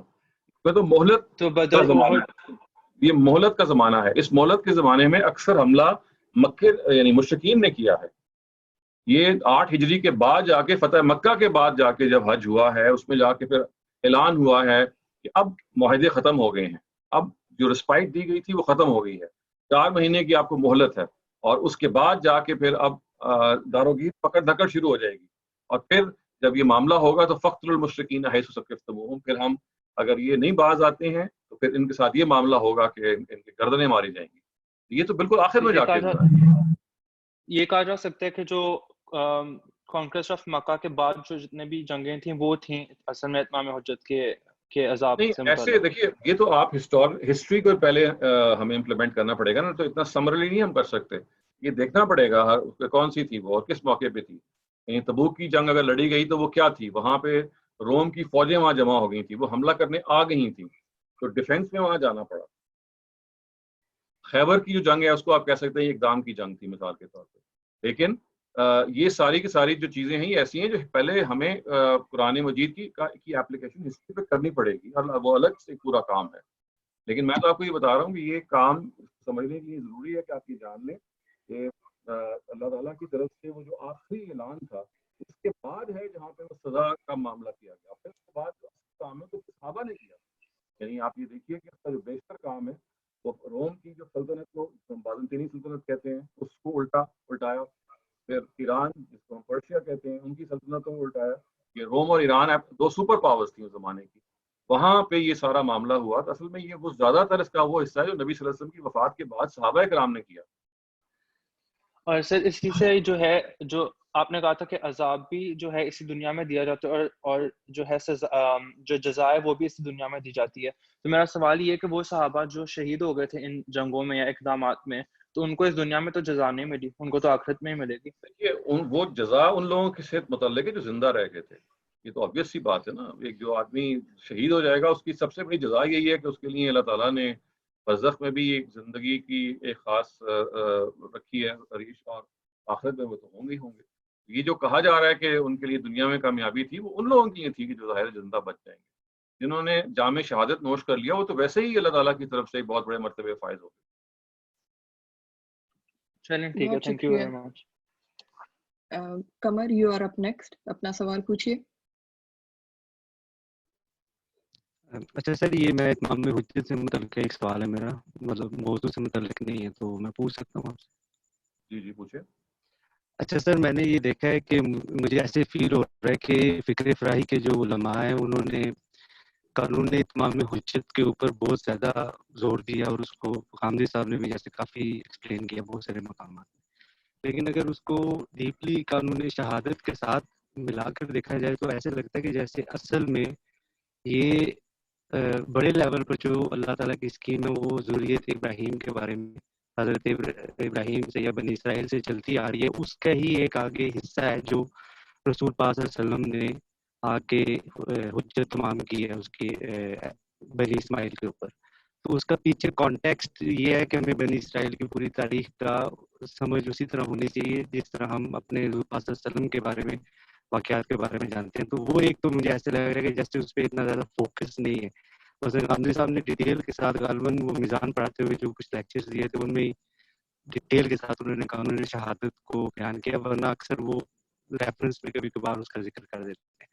دوسرا جو ابھی آپ بات کر رہے تھے کہ صحابہ کرام نے اسی سوال کیا پہلے موضوع سے متعلق اگر آپ کا سوال یہ ہے میرا سوال یہ ہے کہ قانون شہادت قانون اتمام حجت میں اس وقت کیا ہو رہا ہے, اس کی اگر پراپر سمجھ اس وقت تک نہیں آ سکتی جب تک قانون شہادت بھی اسی وضاحت کے ساتھ تو میں اس کا جواب یہ دے رہا ہوں کہ اگر آپ غامدی صاحب کی بات کو لیکچر سے سمجھیں گے تو آپ کو یہ جواب ملے گا, لیکن آپ دیکھیں ان کی بات کو ان کی کتاب سے سمجھیں.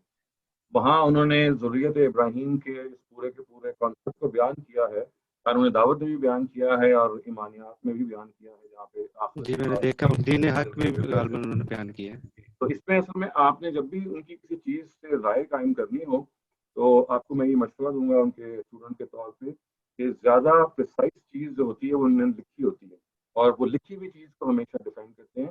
یہ جو اورل لیکچرز ہوتے ہیں یہ بیسک پیچھے میں کیونکہ ہو رہے ہوتے ہیں, اور اس میں کیونکہ آپ نے پرانے لیکچرز بہت سارے سنے ہوتے ہیں تو آپ کو اس کا بعض دفعہ معلوم نہیں ہوتا. جو انہوں نے میزان پڑھائی ہے وہ 2002 سے پڑھا رہے ہیں مختلف چیپٹرز کو, آپ پیچھے آگے کو محسوس کر دیتے ہیں. میزان کا لیٹسٹ ایڈیشن ہے وہ ان کی اس وقت کی لیٹسٹ رائے کو ریفلیکٹ کرتا ہے. آپ نے اگر کوئی نتیجہ نکالنا ہے تو اس سے نکالیے, اور اس کو ہم ظاہر ہے ہر وقت ڈسکس کر سکتے ہیں. میں بھی ان کے اسٹوڈنٹ کے طور پہ کوشش کر سکتا ہوں کہ آپ کو جواب دوں, اور آپ براہ راست ان سے سوال کر سکتے ہیں. وہ ہر ہفتے 2 دفعہ پبلک میں بلکہ 3 دفعہ آتے ہیں, وہ آپ ان سے بھی سوالات کر سکتے ہیں, اور ظاہر ہے ایز اسٹوڈنٹ میں بھی کوشش کر سکتا ہوں جواب دینے کی. جی بالکل, وہ آپ جو بات کر رہے ہیں میں نے ان کی کتاب میں ان کی رائے کو تفصیل سے کافی عرصے سے یہ میرے موضوع میں ہے یہ ٹاپک, تو میں نے اس کو تفصیل سے دیکھا تھا. اس میں میرے کچھ سوالات بھی ہیں, وہ ایک تفصیلی بات ہو جائے گی تو وہ پھر میں کبھی آپ کے سامنے پیش کروں گا. صرف ایک چیز میں آپ کے سامنے رکھنا چاہ رہا ہوں کہ غامدی صاحب نے بیان کیا تھا کہ یہ جو رسول پاک صلی اللہ علیہ وسلم کے قانون اتمام حجت کے نتیجے میں بنی اسماعیل کو جو سمجھ خلافت ملی ہے وہ 1000 سال تک 1500 عیسوی تک وہ قائم رہی ہے. تو اس کے بارے میں تھوڑا سا ایکسپلین کر دیں کہ کیا واقعی ان کی رائے اب بھی ہے, یا اس کو کیسے آپ ایکسپلین کریں؟ خلافت کے بارے میں تو کوئی اس طرح کی بات نہیں کی. انہوں نے تو یہ کہا ہے کہ بنی اسرائیل کو جب معزول کیا گیا ان کی اپنی نالائکی کی وجہ سے, تو بنی اسماعیل کو یہ رسپانسبلٹی دی, اور یہ رسپانسبلٹی آخرت تک قیامت تک موجود ہے. میں تھوڑی وضاحت کر لوں اپنے بات کی, میرا خیال میں واضح نہیں کر پایا. غامدی صاحب نے یہ فرمایا تھا کہ جس طرح بنی اسرائیل کے ساتھ ایک لمبا عرصہ یہ طریقہ اختیار کیا گیا تھا کہ جب وہ اللہ تعالیٰ کے احکامات کے مطابق چلتے تھے تو ان پہ انعامات ہوتے تھے, اور جب وہ اس رستے سے ہٹتے تھے تو فوراً عذاب کا کوڑا برستا تھا. تو غامدی صاحب نے 1500 عیسوی تک باقاعدہ تفصیل سے بتایا تھا کہ مسلمانوں نے جب کوئی غلطی کی ہے تو اللہ کی طرف سے وہ ایک عذاب آیا, اور یہ 1500 عیسوی کے بعد پھر یہ یاجوج اور ماجوج کا خروج ہونا شروع ہوا اور وہ قانون ختم ہوا. نہیں, وہ تو وہ کہہ رہے ہیں وہ آج بھی جاری ہے. آپ ان کی کتاب میں پڑھیں تو یہ ان کو انہوں نے بتایا کہ دیکھیے جیسے بنی اسماعیل خدا کی طرف سے ایک ذمہ داری پہ فائز ہیں, اور بنی اسرائیل بھی فائز ہیں. اس میں دونوں کو مار پڑ رہی ہے, اور دونوں کو اسی خدائی قانون کے تحت مار پڑ رہی ہے کہ جو ذمہ داری ان کو دی گئی تھی اس کو پورا نہیں وہ کر رہے. مسلسل ان کو مار پڑ رہی ہے. ترکوں نے بھی معاملہ کیا کہ اسی کو آگے بڑھایا. تو اس وقت اگر آپ ان کی رائے دیکھنا چاہیں جو اپنی کتاب میں لکھی ہوئی ہے تو انہوں نے بیان کیا ہے بنی اسرائیل بھی اور بنی اسماعیل دونوں کے دونوں اس وقت خدا کے عذاب کی زد میں ہیں. جی ٹھیک ہے. اچھا یہ کس جگہ انہوں نے کس جگہ پہ بیان کیا یہ تو میں آپ کو نہیں بتا سکتا, لیکن آپ پڑھیں, آپ کو مل جائے. اس حصے میں آپ ان کی تفسیر بھی دیکھیے ان آیات میں, اور میزان دونوں کو دیکھیے. بہت شکریہ. اگلا سوال فیضان, پلیز آپ پوچھیے. سر یہ جو آیت ہے قرآن کی کہ ولی کل امت رسول فاذا جاء رسولهم قضی بینہم بالقسط وهم لا یظلمون, تو یہ تو حضرت ابراہیم علیہ السلام سے پہلے جو نبوت ہے اس کو بیان کری ہے نا, اس دور کو, عذاب کو, تو یہ جو ہے رسول اللہ صلی اللہ علیہ وسلم کے دور سے کیسے ریلیٹ کرتی ہے؟ اس لیے کہ جو اس میں اصل بات بیان ہوئی وہ آگے بیان ہوئی. لکل امت رسول تو اصل میں ایک بیان واقعہ ہے نا کہ ایسے ہوا ہے, لیکن چاہے وہ ایسے ہوا ہو کہ انڈیویجولی بھیجا گیا ہو, چاہے وہ بنو ابراہیم کے ساتھ ہوا ہو, تو یہ آگے اصل بات بیان ہو رہی ہے کہ رسول جب آتا ہے تو دنیا میں اس کا فیصلہ کر کے چلا جاتا ہے. تو یہ اسٹریس یہاں پہ آیت کو کوٹ کرنے کا مقصد یہ دوسرا پارٹ ہے جو بیان کرنا ہے. جو پہلا پارٹ ہے وہ تو یہ کہا جا رہا ہے کہ امتوں میں رسول بھیجے, جب شروع میں تو الگ الگ بھیجے, یہ بات کے بعد میں پھر ایک نسل میں خاص ہو گئے, یا جیسے ہم کہتے ہیں بنو ابراہیم کے اندر ہو گئے. یہ تو اصل میں واقعاتی چیز ہے. اس آیت سے جو استشہاد کیا جا رہا ہے اس پہلے حصے سے نہیں کیا جا رہا, بلکہ آگے کی طرف اشارہ کیا جا رہا ہے کہ ان کا فیصلہ کیا جائے. قضی بینہم بالقسط ہے جو اصل میں آپ اسٹریس ہے کہ ان پر خدا کی طرف سے حجت تمام ہوتی ہے اور فیصلہ کر دیا جاتا ہے, کوئی ظلم نہیں ہوتا. یہ ہے جو جہاں سے استشہاد کیا جا رہا ہے. Okay, thank you. بہت شکریہ. ڈاکٹر شہزاد, ہمارے سیشن کا آخری سوال ڈاکٹر یاسین پوچھیں گے. So doctor Yasin, please go ahead. بہت شکریہ Ghazala. And Dr. Shahzad, always a delight to hear you talk. Question was, is there a relationship between the ahruf and the qiraat? Do they influence each other? I think میں نے اس کا بھی جواب last time دیا تھا کہ یہ بات کہ حرف ہے کیا, یہ خود ہمارے ہاں آج تک طے نہیں ہو سکا کہ احرف کا مطلب کیا ہے. بعض لوگوں نے عارف کا مطلب قراتیں بیان کیا ہے, بعض لوگوں نے کہا اس کا مطلب سملر آیتیں ہیں, بعض لوگوں نے کہا اس کا مطلب خلافات ہیں 7 طرح کے, بعض لوگوں نے کہا یہ جو احرف کا جو ورڈ ہے یہ اعتباری ہے, اعتباری کا مطلب میٹافوریکل ہے. تو یہ تو وہ چیز ہے جو آج تک طے ہی نہیں ہو سکی کہ قرآن مجید میں قراتوں سے اور احرف کے بارے میں کیا ریلیشن ہے. عام طور سے لوگوں نے کیا یہ ہے کہ حرف اور قرات کو ہم معنی لے لیا ہے کہ حرف کا مطلب یہ ہے قرات, اور اس کے نتیجے میں پھر انہوں نے یہ, کیونکہ قرآن مجید میں روایتوں میں بعض جگہ پہ آ گیا کہ حرف و زید یا حرف ابی ابن مسعود, حرف کا مطلب وہی قرات, حرف و زید کا مطلب ہوگا زید بن ثابت کی قرات یا عبداللہ ابن مسعود کی قرات. تو بعض جگہ پہ ایسا ہوا ہے کہ حرف کا ورڈ مفہوم میں آ گیا, لیکن اصل بات یہ ہے کہ اس روایت کے مفہوم میں آیا, یہ جو 7 احرف کی روایت ہے. تو میں اس کے میں آپ کو آگے ہم اس کو ایکسپلین بھی کریں گے جب وہ روایت ڈسکس ہوئی. یہ ایکچولی وہ تیستان ہے. تیستان کا مطلب ہے لا ینحل, ایک عقدہ ہے جو ابھی تک فیصلہ ہمارے یہاں اسکالرز نے نہیں, ہم لوگوں نے ڈیفینیٹو رائے قائم کی ہوئی ہے, آپ کے سامنے آ جائے گی, لیکن جنرلی اس کے بارے میں اتنی ڈبیٹس ہیں, اتنی زیادہ آپ کہہ لیجیے کہ ڈفرینس آف اوپینین ہے کہ ابن حبان ایک اسکالر تھے 4th سینچری کے, انہوں نے 40 ایکسپلینیشن دی ہیں, 40, اور یہ کہا ہے کہ یہ مطلب بھی ہو سکتا ہے, اور ان میں سے آپس میں متضاد ایکسپلینیشنز ہیں. اور اسی وجہ سے جیسے آپ نے استاد حامدی کی کتاب پڑھی ہے تو انہوں نے یہ بتایا ہے کہ سیوطی نے آخر میں آ کے یہ لکھ دیا کہ یہ تو یہ متشابہات میں سے لا یدرا تأویلہ, یعنی یہ ایسی متشابہات میں سے جس کی کوئی اس کا مطلب سمجھ میں نہیں آ سکتا, اس کا مطلب جانا ہی نہیں گیا. یہ انہوں نے تنویر الحوالے جو ان کی کتاب ہے اس میں لکھ دیا. اس وجہ سے یہ وہ چیز ہے کہ جو ہمارے ہاں تو it has never been resolved. میں کہتا ہوں ہمارے یہاں اس کا مطلب ہے traditional scholars. بہت شکریہ سر. آج کی محفل یہیں پر خاص ہوتی ہے. ڈاکٹر شہزاد, آپ نے کچھ سوال, کچھ explanation, final words, it's up to you. ہماری طرف سے خدا حافظ.